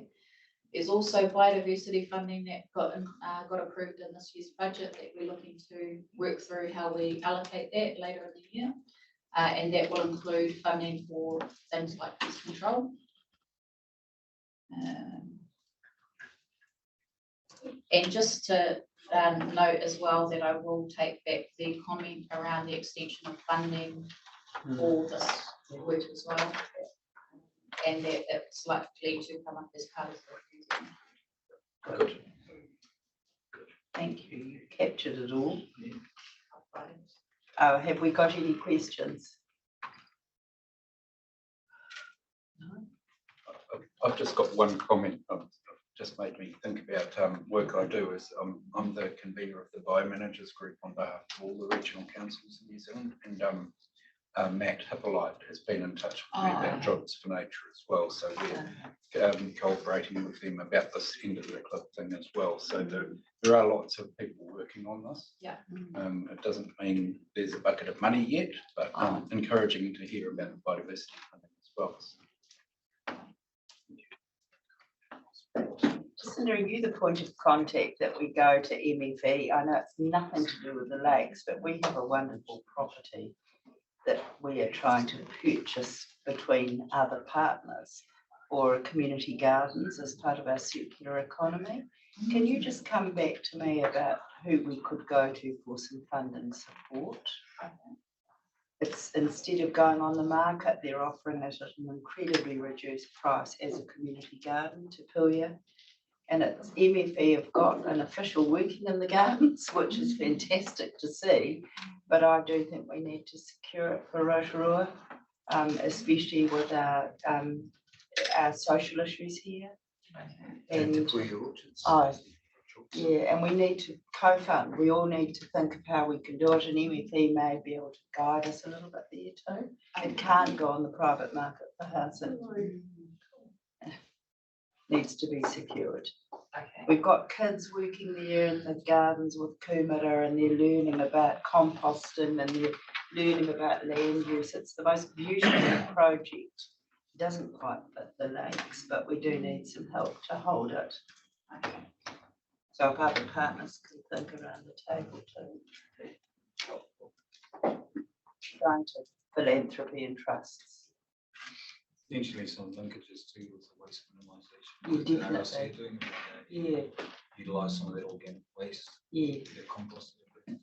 And Mark Solomon was looking at coming in as well with a philanthropy arm about our children in Oranga Tamariki. So we're engaging these children. It's the best thing I've seen, and it can't stop. Thank you. Got nothing to do with the lakes, really. I'm That's okay. But you don't That have conversation. Fine, right. Thank you for that report, and it has captured everything that we had noted as we've gone along. It's nice having you here in person. It just helps so much. Thank you. We move now to the status report. Helen, you're going to present this with Andy and Ian. Yeah, kia ora koutou. Yeah, I just want to follow suit from Stavros and Jacinta, but thank you everybody for all of your help and work over the last 3 years, and even prior to that, most of you. It's what we've been able to achieve together has been amazing, and I've just really appreciated the way that I've been able to work with this Relates Council staff, help staff, UDP staff to make things happen. So thank you to you all for your help. My part of this presentation is really short. So there were two, my report, the dashboard and everything is there, and I'm just going to take it as read and answer any questions you might have. But there's effectively two recommendations in my report. The change request has already passed, so we can take that away. The other thing we need to do today is adopt the Pūrongoa Tau for 2021-2022 for the program, and that's included in your report, and it's had input from all of the partners. So really, I'm not going to go into any detail on that. I'm going to ask Andy Brewer and Dr. Ian Hussards to present the, I'm going to ask them to present the dashboard pages of that report. So if you go to pages 45 to 47 of your agenda report, I'm just going to ask them to present the information in there. So that's the annual lake water quality results, the TLI results, but also the lake ecology. So the status of the lake, of the ecology of the lakes. Before I do that, I just wanted to give you an update on this called project that's been funded under the Low Nitrogen Land Use Fund, and Rosemary over there has been running it. So this week the toll operations team did a harvest of the hedged manuka plantations that we planted last year, I think. And you might have seen those if you drive down Horn Road in Uwhata, or sort of, I think it's just past Keith Road on the way out to Hamudana. So they've been harvested, and how much manuka did they harvest this time, Rosemary? Just over 600 kilos. Just over 600 kilos. So and then we got that much manuka oil in that bottle. Which is being delivered today. It's being delivered here today, and so that's going to be tested for its qualities, and then we need to work out, you know, what it can be used for and things like that. So that's a really great project. And yeah, I just thought I'd give you an update on that one. But anyway, I'm going to hand over. How many to mils is that there, Rosemary? It's about 1.5 litres, about 1,500 mil. It's like gold though. Yeah. So I think someone was saying to me that it's $50 for 15 mils online. That's if it has a high, it has these particular properties. So we're not sure whether that has those properties. What are you going to do with it? That's the next part. Once we understand what its qualities are, that's the next. We'll do some work on the options for that. We've been talking about ways we can.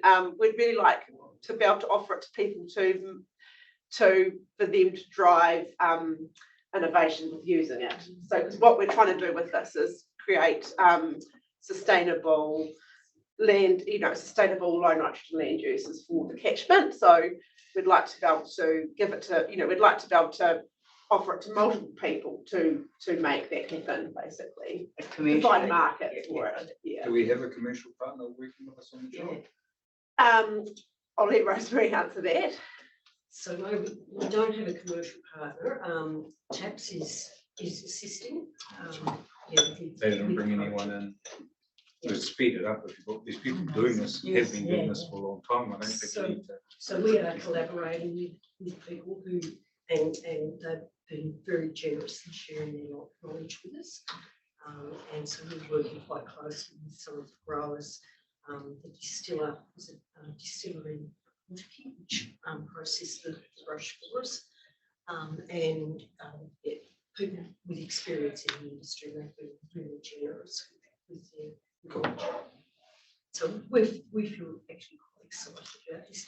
And if I can just add, the driver behind the project was the fact that a lot of multiple Māori-owned land blocks out near the airport that were growing maize can no longer grow maize because of the nutrient restrictions. And of course, they have height restrictions because of the airport. So we're thinking that maybe Hedgeburg might be an alternative land use, particularly for compost.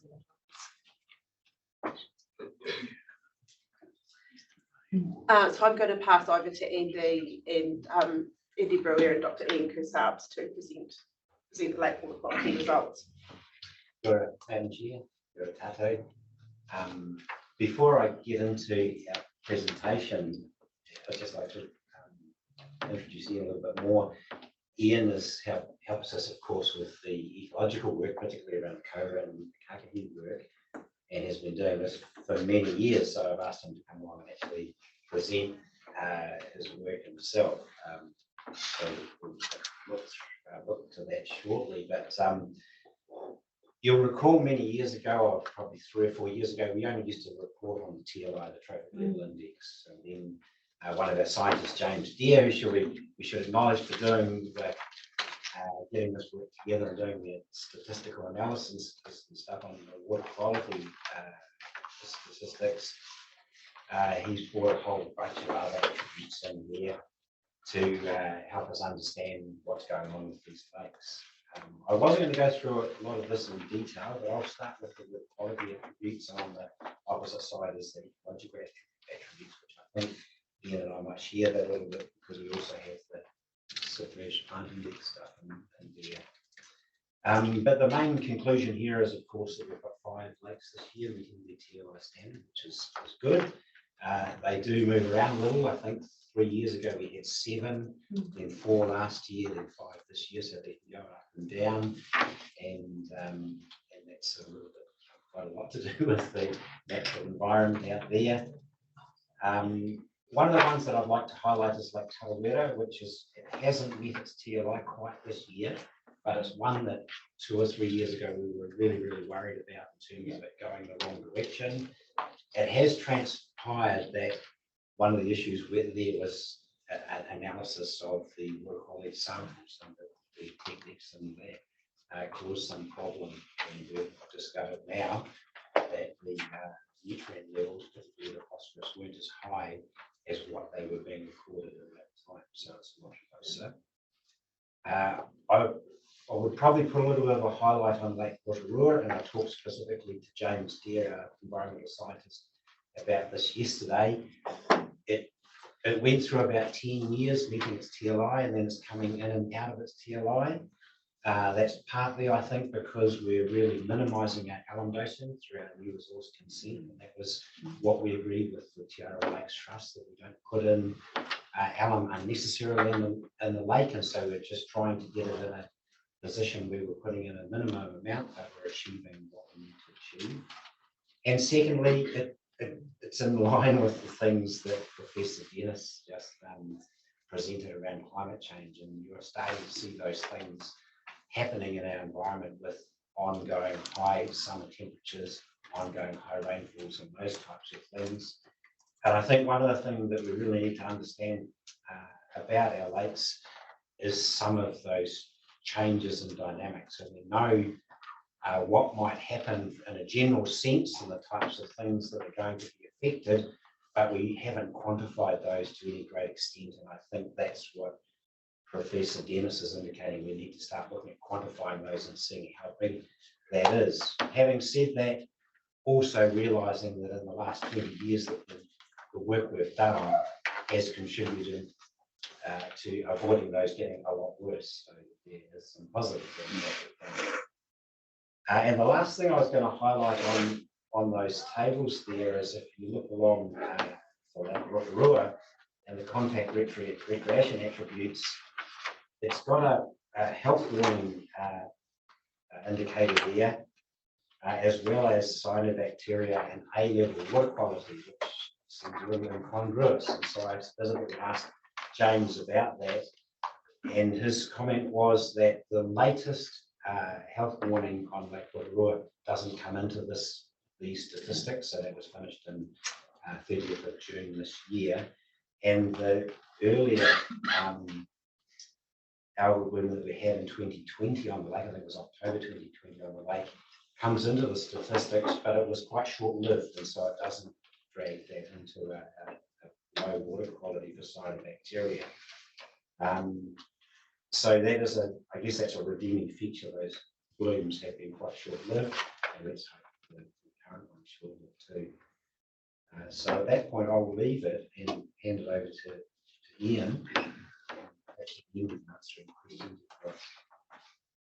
Tēnā koutou katoa.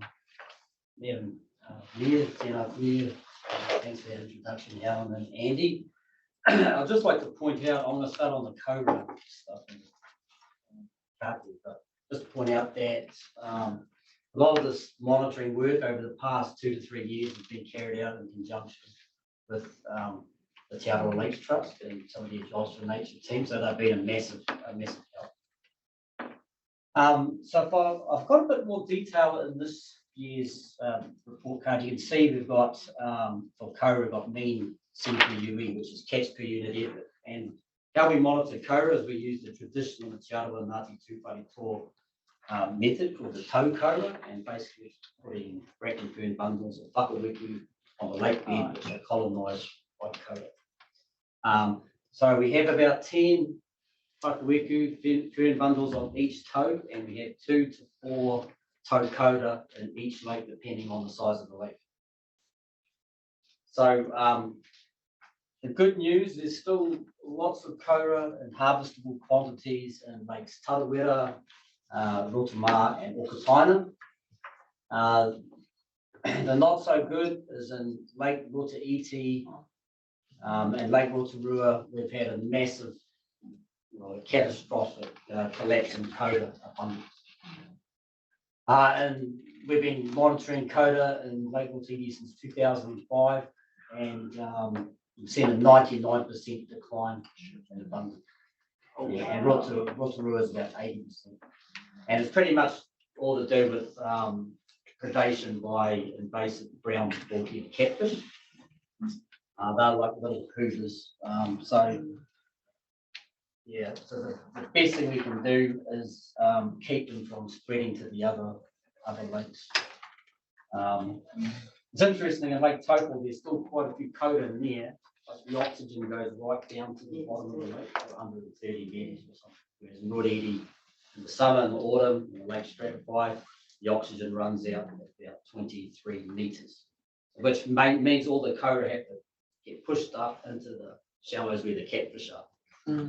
So,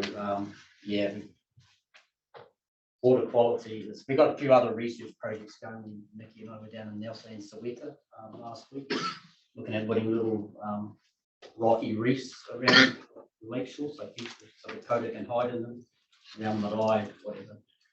And Tahini grants giving us a coupon for that. It's called them park CORA, so interesting concept. So if we look at the trends, pretty much all, the bad ones, as I pointed out, are Rotorua and Rotorua, but then we've also got declining numbers in Lake Rotorua, and that's due to water quality. The eDNA, or environmental DNA tests, have shown that there's no catfish in there as yet. So what we have found, though, is the stratification events with climate change are getting longer, and the oxygen is running out in that lake, and there's just less habitat. So, warning signs there. And the other one we've had quite a decline in is Lake Tikitaku, and that's quite unusual. It's had a high incidence of whitetail disease, which is a parasite. It's present in most populations throughout the country, but for some reason it's really high in there at the moment. 13% of our catch was infected with whitetail disease. It's a parasite which is passed on by cannibalism. So it's sort of a natural sort of a cycle, I think. It might run its course. But it's usually, yeah, in our lakes, we get about 0.01% of cobra infected with it. Like Tikitaku, we're 13.5%. And our catchment from like total of 700 for sampling seasons down to 200. So we're keeping a close eye on that. So on to the kākahi, we do regular seasonal monitoring in Rotorua and Iti, and good news there, they're pretty stable and the numbers are very high in both lakes. We are currently setting up a program with the Te Arawa Lakes team and supported by Andy and the Regional Council of rolling that out to all the other lakes where kākahi are present. And then we get on to the catfish. And as was pointed out, they're abundant in Rotiti. They're common in Rotorua, but not to the same extent for some reason as in Rotiti. But we've been working with the University of Waikato on using dogs to detect the catfish scent and water samples. And the next stage of that, which we hope to get funded, is using dogs to check boats and trailers at boat ramps at peak time. Yeah, just like drug dogs. You know? Hopefully we can get the funding and get also confused. And if it works, we're going to be rolling that out right through the whole country.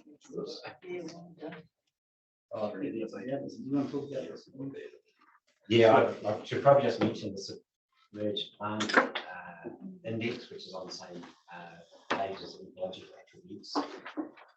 I won't go into any great detail on that, other than to say that I don't think there's any great change from recently. There are some lakes where there's our biosecurity teams being able to control and eradicate some of the problems, like the hornwater in Lake Karaka and the work that they're doing in Lake Portaina. There's obviously concern about Rotorua, where there is abundance of these invasive weeds, and there's really two big issues with those. Is that they occupy habitat that should naturally be occupied by native species, whether they're fauna or flora, and also when there are big storm events, they can come on the shore and cause the sort of problems that you're probably aware of. And then finally, just noting Rotorua as well, we do take advantage of the invasive weeds there, of course, and we've had a pretty successful harvesting program on there for the last couple of years. You'll recall that the predominant weed in there is the hornwort weed, and in the mid-2010s, we were getting good harvests of hornwort weed, and seemed to be impacting a positive change on the water quality as well. And then that dropped off in the late 2010s. But the weed now is coming back, and we're utilising that to get the weed along with the nutrient out of the lake. So it's a bit of a double-edged benefit there. So I'll finish it with that. Okay. There's some questions for us. Are there any questions? And it's nice to have you here, Dr. Kosef, just to hear what it is really, to just hear. Question, Steve, for you, Ian, just around the coda. I take it these are mean numbers. I'm interested to know whether there are spots, microclimates where they're still really healthy and abundant, and others where it's worse, or is it across the board? When we use a tokora, we're pretty much up from a weed bed out to about 30 metres in depth. So around the middle of it, most of the lake is just mud and ash from the eruption. So it's pretty, it's just like that. Down in South Island, there's a lot more rock and glacial material on the bottom, on bed substrate, so there are a lot of places to hide. The cobra have from predators, but yeah. So a lot of the climates at your sample sites at the moment are pretty much the same. E.g., you haven't gone to some of the natural parcoda that are out there? The natural parcoda. You talked about parcoda. So there are some spots that are better where I live, where there's a hell of a lot of sort of obsidian. It's like a rock bed, and there's quite a bit of coda that hang out in those kind of spaces. But it'd be just, my question is it across the board, everything's getting down, like in microclimates, like a Parkoda, we still survive? Well, what are we doing? They hold them to those little rocky areas, so our plan or our research is going to be looking at making more of those rocky areas around the lake, and maybe in conjunction with the Ufi work. Ufi are going to decompose over time, but if we can put rocks on top of those and suppress the exotic weeds. Sure. And can provide habitat for Coda at the same time. And then he's had some. Well, they do this over in Norway. They take the lakes are frozen, so there's drive trucks out, dump all the rocks in on the frozen. the ice and that, and they just pull out and they make all this Coda habitat. So we might have to do something using barges and things. Are the Offie mats working? Sorry? The Offie. Yeah. Oh, Nikki, you probably talk to them. Sawita. Oh, I'm on the dive team monitoring, so yeah, they're showing much better results than the usual control, which is the Hessian nets. So they actually last longer than the channel. So if you touch one, one will disintegrate, that being the Hessian, and the earth nets last longer, so they're able to suppress the weed longer. We've also noticed that Algae species prefer to habitat within the Ufi compared to the Hessian. So yeah, we're getting some awesome results with that. Just so that's one of the loveliest COVID switches and jobs for nature was our weavers, and it just it's amazing project. So to hear that it's effective is really exciting. And can I ask the dumb question, because I didn't dare ask Dr. Dennis. We've been focused on TLRs. I don't know what an RCP is. Oh, was that in Genesis? And climate change, but what is it? Oh, he gave a definition of that. Should we be looking at that in our dashboard at all? I think RCP 8.5 is the predictive change in temperature over time. Yeah. So it's should really, we put it in the dashboard? No. well, no, it's more global than. They don't know themselves. Okay. Yeah, it's going to be done to us whether we like it or not. He also specified, or sorry, detailed what it is in his presentation, and so that'll be available. Okay. There may be relevance. Yeah. That's true. That's an indicator. That's what I mean in our dashboard. I have a pathway for Andy. When you're talking about the history that exists, we have within our lake there's a seed bank that has our native aquatic plants. Is there any concern that if we don't deal with the aquatic weed within a certain amount of time, that those seed banks won't be able to come back? I'm going to not answer that question because that's just not my expertise, but I suspect you're probably right. Yes, yeah. But I could ask one of our biosecurity team. Yes. Thank you. Well, we'll move to, we should have received the report, a mover to receive the report. Do you have a question? Yeah, I'll move. You'll move it? Yep. With your leave, I'm going to go before you get to the next presentation. The paper headed up long-term vision for freshwater, which I thought was a good paper, but just I think it's an issue you should consider. So on the second page under human contact, there's a commentary regarding control of lake weed and swan numbers. There's an excuse to say that swan numbers protected under the Game Wildlife Act. So you should make yourself aware of some of the research that Chris Battershaw has done in Tauranga Harbour, which essentially says that black swans are party to the degradation of the Tauranga Harbour in terms of getting rid of the seagrasses, as well as predating the spawning areas for the likes of snapper. And once they can deal with that, well, supposedly we can deal with it over there. I raise it in the context here in terms of Canadian geese. And we've talked about it before. Canadian geese don't get captured under this, but I think it's probably a good extent. We should have a discussion for an extension for the catfish killers, because they breed once a year. The breeding season's now, and the only way to control these things is to take the eggs or the fledglings, because if you don't face it now, they'll get to the stage where they have in Tauranga Harbour where they're really decimating the quality of the environment. So I'll just leave you with that. It was a dock issue too with Wildlife Act. However, there used to be an egg. But Canadian geese aren't captured under that, there's open No. season on them all the time. But how you deal with the black swans is a different issue. But in Tauranga Harbour, the reality is if they don't deal with them, and as an example, under some aviation rules, I need a contractor in the Auckland Airport to aviation safety, they deal with them by helicopter. No flying. And they deal with them in big numbers. Yeah. So there's always the opportunity to But approach a problem with a solution. when do you propose, Chairman Doug, that we look at this as part of the catfish?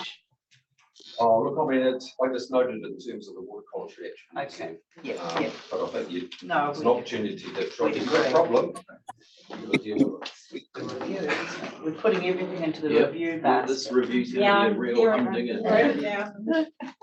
Good. Any other questions for, yes? Helen, I noted Alan Dosing, and in your report you talk about replacing the tanks on the Utahina stream. Yes. And we've just replaced the tanks on the Puringa. Yes. So is it not possible to just have one stream with the LM dosing?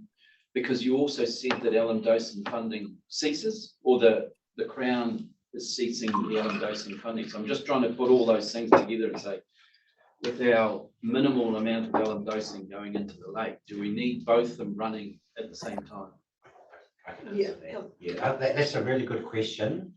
And at times like this, when we are trying to balance between the two streams, what we dose and minimize doses, and then we get blooms and so on, we're trying to figure out what is the most efficient way of doing it. The TAG has told us for several years that they believe alum dosing, the alum that goes in at Utahina is more effective than the Puringa dosing for a whole bunch of reasons. Oh.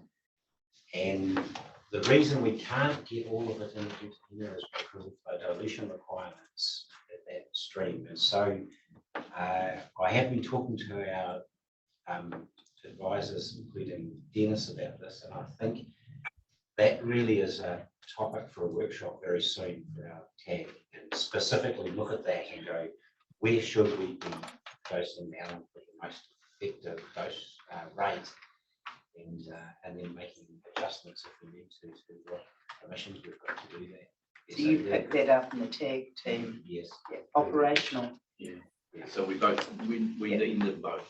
Yes. Great. At the moment we do, yes. So why is Puringa alum dosing not as effective as Utahina? Is it because Puringa is more discoloured and it's absorbed as it goes in? Or So two reasons is because Puringa goes into the sulphur bay and it has a very low pH and that affects the interactions with alum and phosphorus.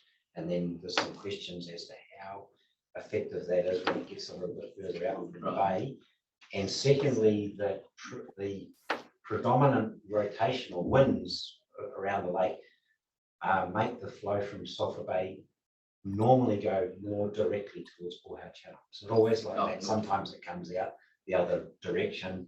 So it's got less time to interact and stay in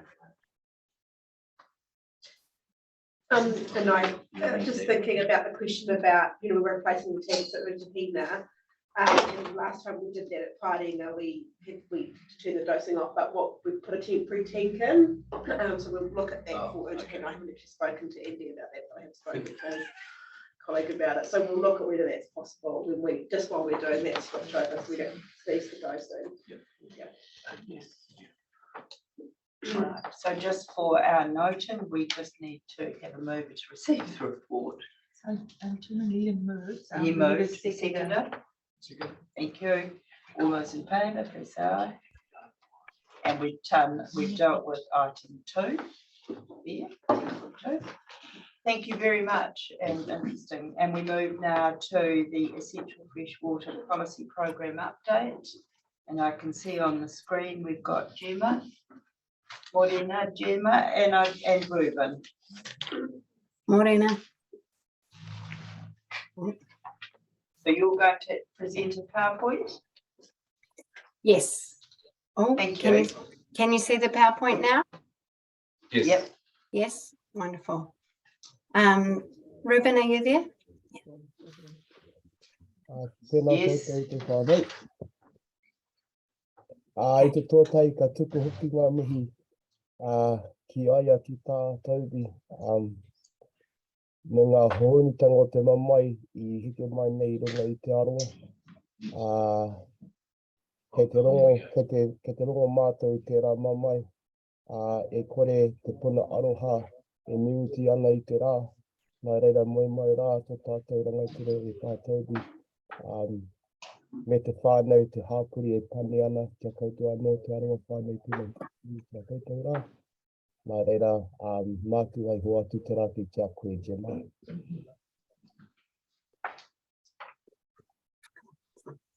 Right. Okay, so this presentation is just a quick update on what draft policy options are available for feedback and what's coming up soon.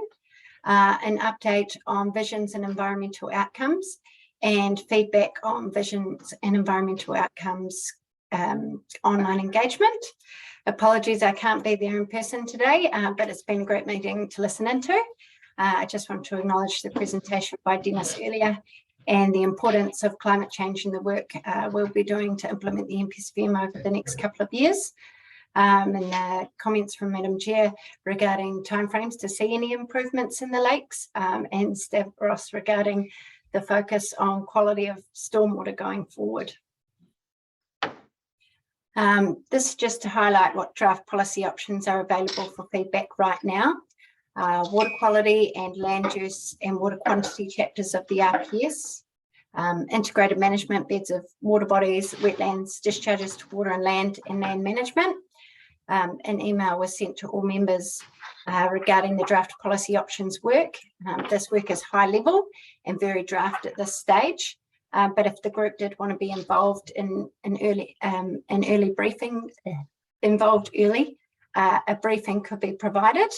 Alternatively, you might wish to wait until there's policy options that are more lake specific. We will have the Tikitaku chapter review available soon and FMU specific policy before the end of the year. We're currently working on visions and outcomes, which have been tabled today, water quality targets, limits and options to achieve them, groundwater and surface water quantity, management options, and the science summaries for both freshwater and receiving coastal environments. This vision comes from the vision and strategy for the lakes of the Rotorua district. And one change has been made to replace preserved with restored to signify improvements are sought within the lake's catchments. We will need to add a time frame if we were to go with a vision like this. And we also have the opportunity to add some key goals that could be lake specific if needed. So that vision, both visions are presented within the document that was tabled today. The environmental outcomes handout provided also incorporates an element of Te Mana o Te Wai.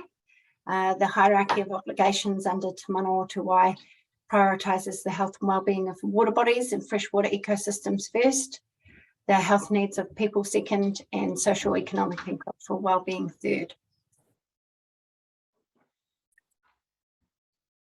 And this is just one on our online engagement.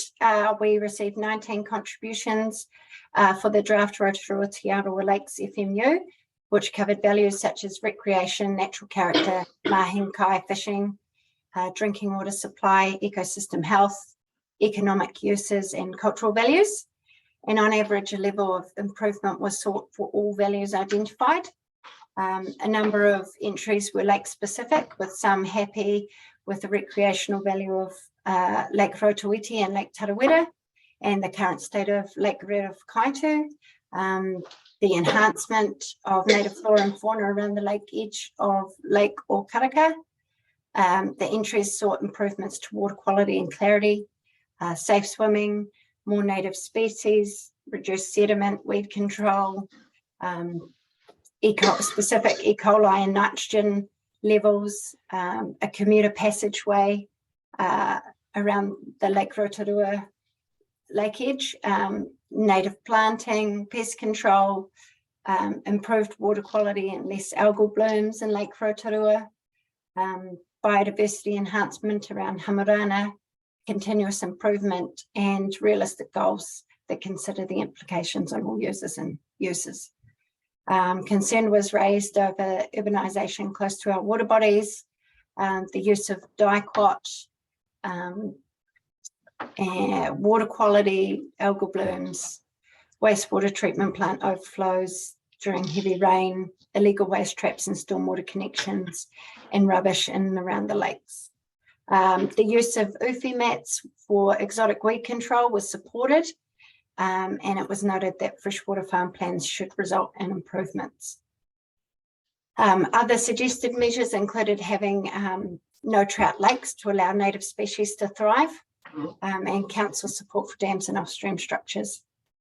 The majority of improvements sought improvements to the lakes and tributaries within 10 years, but there was some support for 30 and 50-year timeframes. We also received a number of entries regarding geothermal values, but they dealt with under a separate plan change and have been passed on to and stuff. Questions? Thank you, Gemma. Are there any questions? Great that you're out there, and I thank you for also offering to engage with other parties. I suppose we'll just receive the invitation, do we?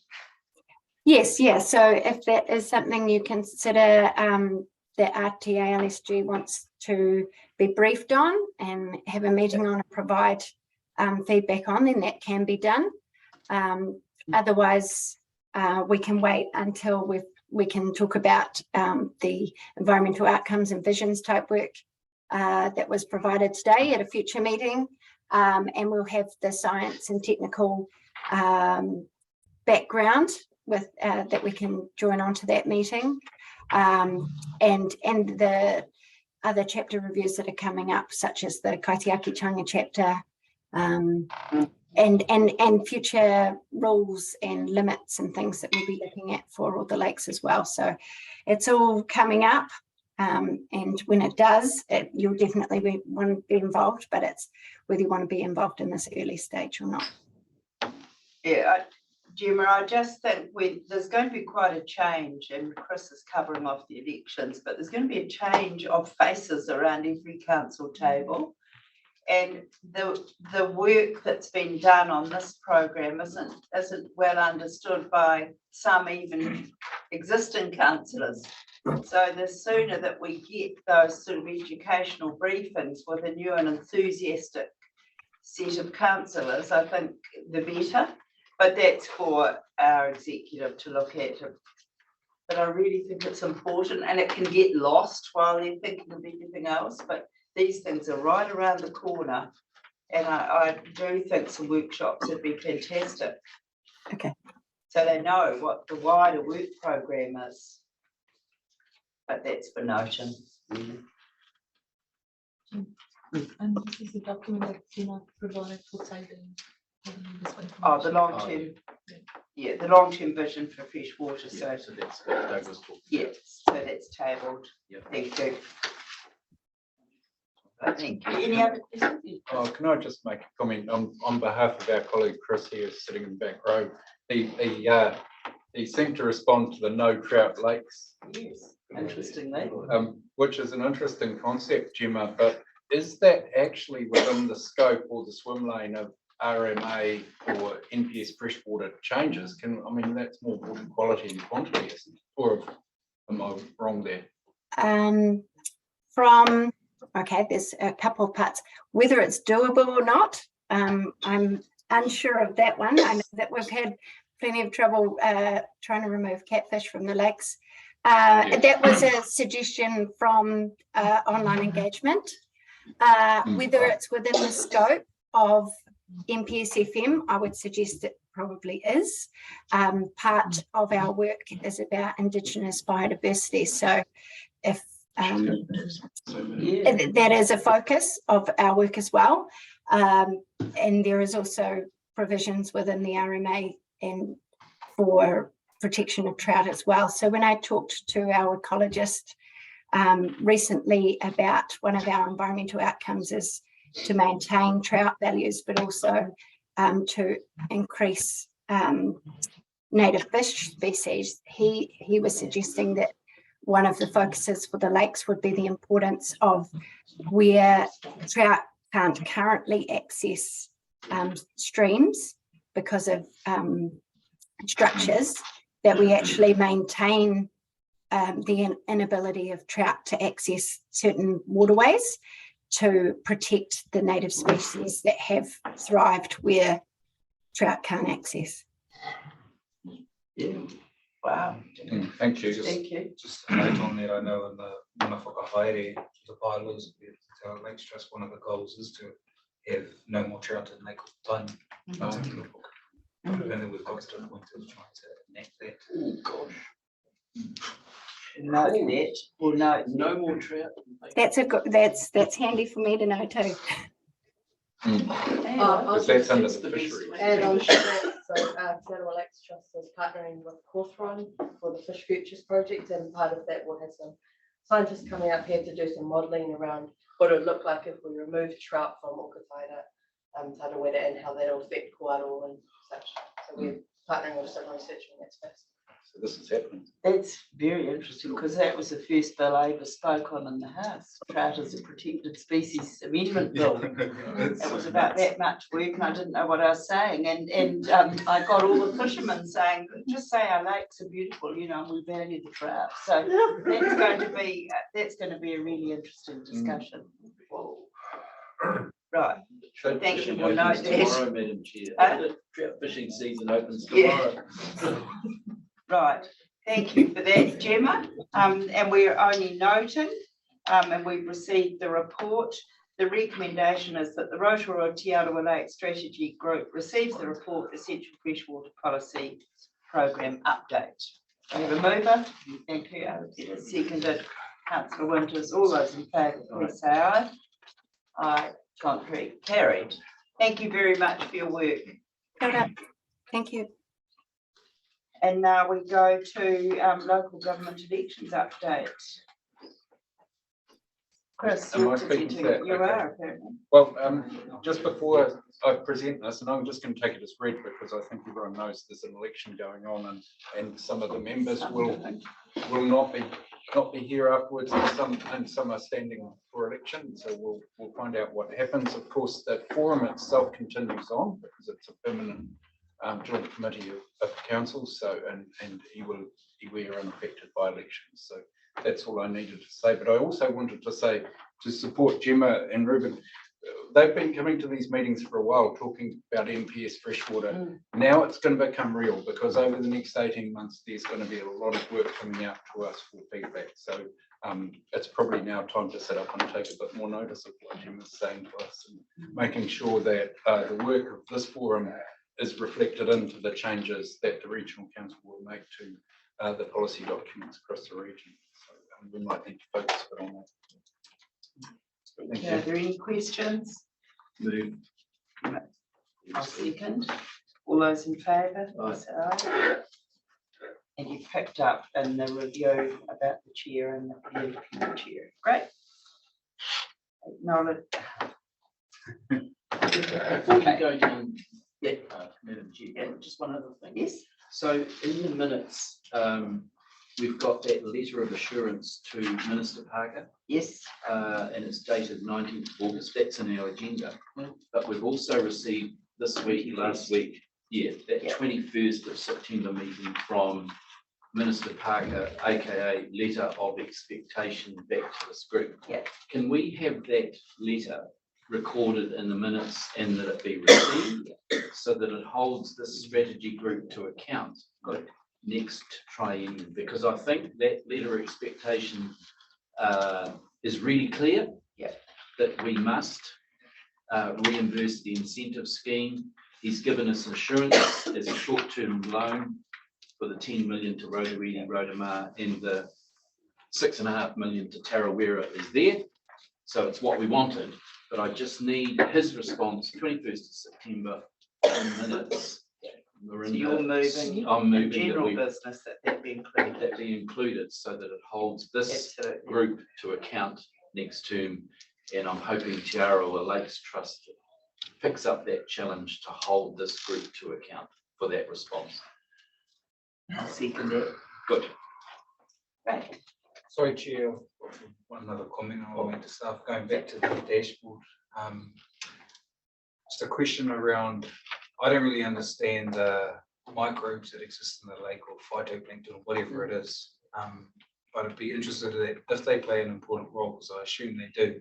It's my understanding in the, like in soil as an example, microbes are hugely important in making nutrients available, changing the form of them so that plant can uptake them. So I just want to know from staff, not necessarily today, but at some point, is there phytoplankton or something that plays a similar role? And if so, should we be monitoring that? So notice in forestry environments, it's a critical part of the soils. So, yeah. Okay, I'll make a note and get someone who knows what that is. Thank you. Through there. Yep, thank you.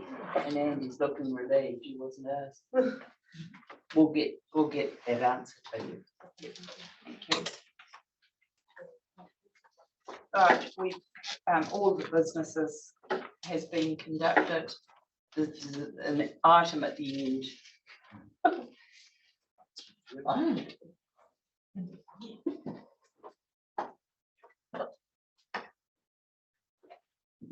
Kāti tēnā no rā tātakata. Tua ke tēnei nā aiaha ai tuku te reo whakamiha ki tō tātou manukura Stevie. Hauti rā kia tei. Kōrua tahi kua whakapau wera wera i ngā tau kua kahure ake nei mai te tau 13, tau noa mai ki tēnei wā. O ko koe rā tērā kua noho hei manukura mo Rotorua whānui.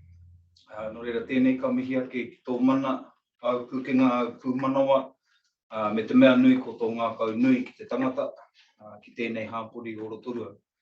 Ko kitera mātou i ngā auhatanga o tō tātou tāne me o ngā auhatanga tō rangapū ko tahuri i ngā tau ko pahure ake nei. Mōku mo te Arawa ko kite i tō waroha kia hanga ia te tehi wakahaurua a kai roto ia te Arawa me te kaunihera a Rotorua. Ura tēnei au ka mihi ake a kai taku whaia. I te mea mohi o nei tātou me pēhea tātou te whakatika i ngā he, i ngā tū kino-kinotanga e kitea kia papatuanuku o tira ki te tangata i enei rā. Mā te mahi ngā tahi kai awe rā āhuatanga. Ko koe rā tētehi e tautoko ana i tēnei mea te wakahaurua, te noho ngā tahi. Reira tēnei te reo waroha, tēnei te tangi ake kia koe kai taku manukura. O tira ko koe rā tērā ko taka i te ara mai i tō tūranga i ngā tau ki muri me ki te whānau i te pēpi. Ka tahi ka tahuri atu koe kia whānau hei taone hau. No reira, ko koe rā tēnā e whāngai hia tāta katoa kai roto i tēnei hāpuri o Rotorua. O tira te takareo te wako o te Arawa. Reira, tēnei au ka mihi ake, Stevie. Kia ora tātou. We just wanted to take this opportunity knowing that Stevie and Dave Donaldson won't be restanding again. Wanted to take this opportunity to mihi to both of them for the work that they've done over the last few years. So Stevie's been in council since 2013-ish from memory, around about then, and has been in the mayor role over that period. And one of the things I mentioned from a Te Arawa perspective is that we're very appreciative in the leadership she's provided at the council. It's okay, I wasn't talking to you.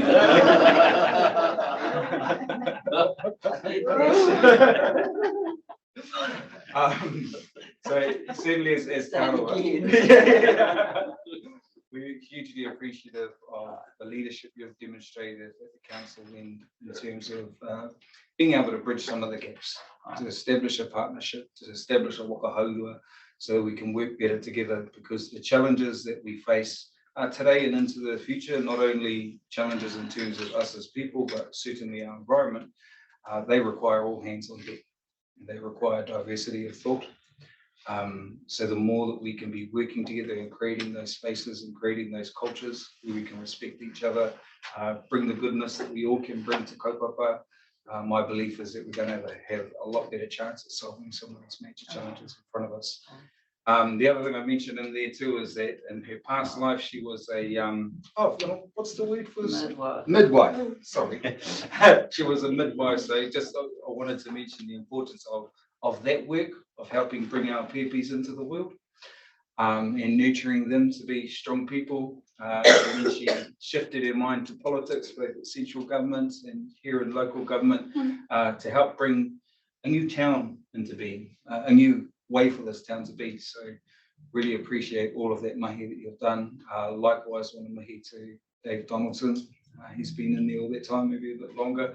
And again, somebody who's been very supportive of the relationships with Te Arawa, of working together in general, and both of you very diligent in the work that you've done. So this is a little bit of aroha from Te Arawa Lakes Trust, and no doubt from all of us that are members in this tōpū, for the time that you've served and the achievements, and in particular just your love for its people and our environment. So pēnei ka mihi ake, Stevie. We've got a paku taonga for you.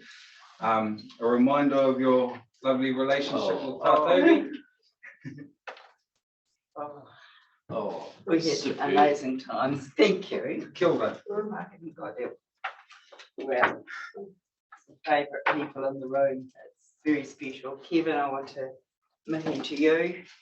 You love this work, and it was challenging back in 2013 for us, and then Kevin went away and refreshed himself and has come back to contribute to the mahi again.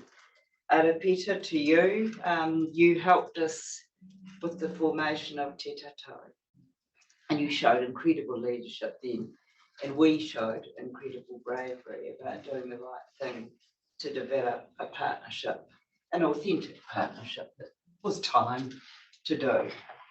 So an amazing journey, really. I've loved it. I've brought 5,000 babies into the world. I don't enjoy the catfish coming into the Lake Rotorua.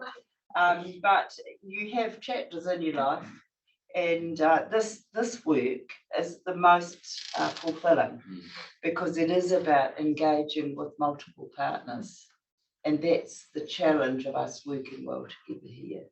And I do, I'm sorry that Ian's not, John Gifford's not here too, because I do mihi to Ian with his work with the Lakes water quality. He's been amazing, and it's nice that John's picked that up, because it's very important that we have the eyes of the community on us. And Chris, you too, for your work on the rural board. Originally, Chris Sutton takes no prisoners, and it's a good thing. He does it for the right reasons. He does it for the passion for Rotorua. So it's amazing that we're all here together. I've loved the work. Now I'll go away and do something else now, but we'll be watching this really closely, and with great love about the challenges too that we've got ahead in our community. Lovely to have MSB here with us too, because that to me is the hat of the crown that I do respect. And we can't do it all on our own. We really do need that help. And when we collaborate over the right proposition, it's overwhelmingly important for the crown to support, and you have come to the party. So interesting times ahead and a real challenge, but you've got such strength now, such strength in Te Arawa Lakes Trust. And I might end with a story actually, Nikki, if you've got a minute. And it was a ratepair meeting out at Tarawera many years ago, and it was about the lakes. And my eldest kid had taken, is this being recorded? Yes. Yes, we can. All right, stop well, it. my eldest son had taken my car, and the only car left in the drive was John's old Mercedes with Uncle Nick on the number plate. And I said, I can't go out to Tarawera driving that car because that community is struggling to understand the importance of our lakes. And there was no choice, so I parked it miles down the road and walked to the meeting. And it was the most challenging meeting I've ever had. And it was that meeting that made me resolve that we had to have a more authentic partnership with Te Arawa, because I had Anaru beside me.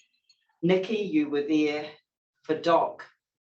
But when I got home, after trudging back to the car, I actually had to have a shower because of some of the sentiments proposed at that meeting showed that we've got a big discussion ahead about understanding the value of working together in partnerships.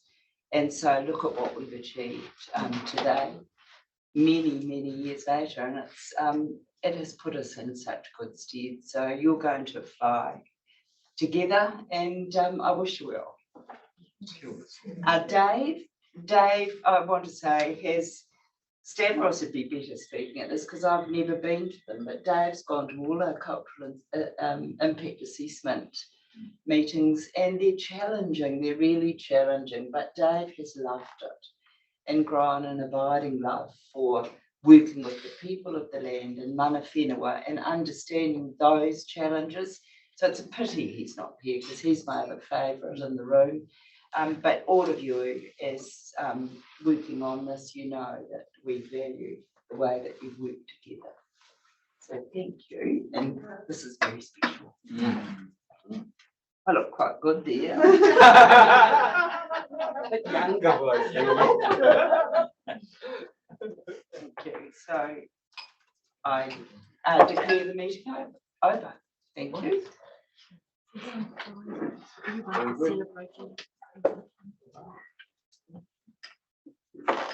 Here we should offer a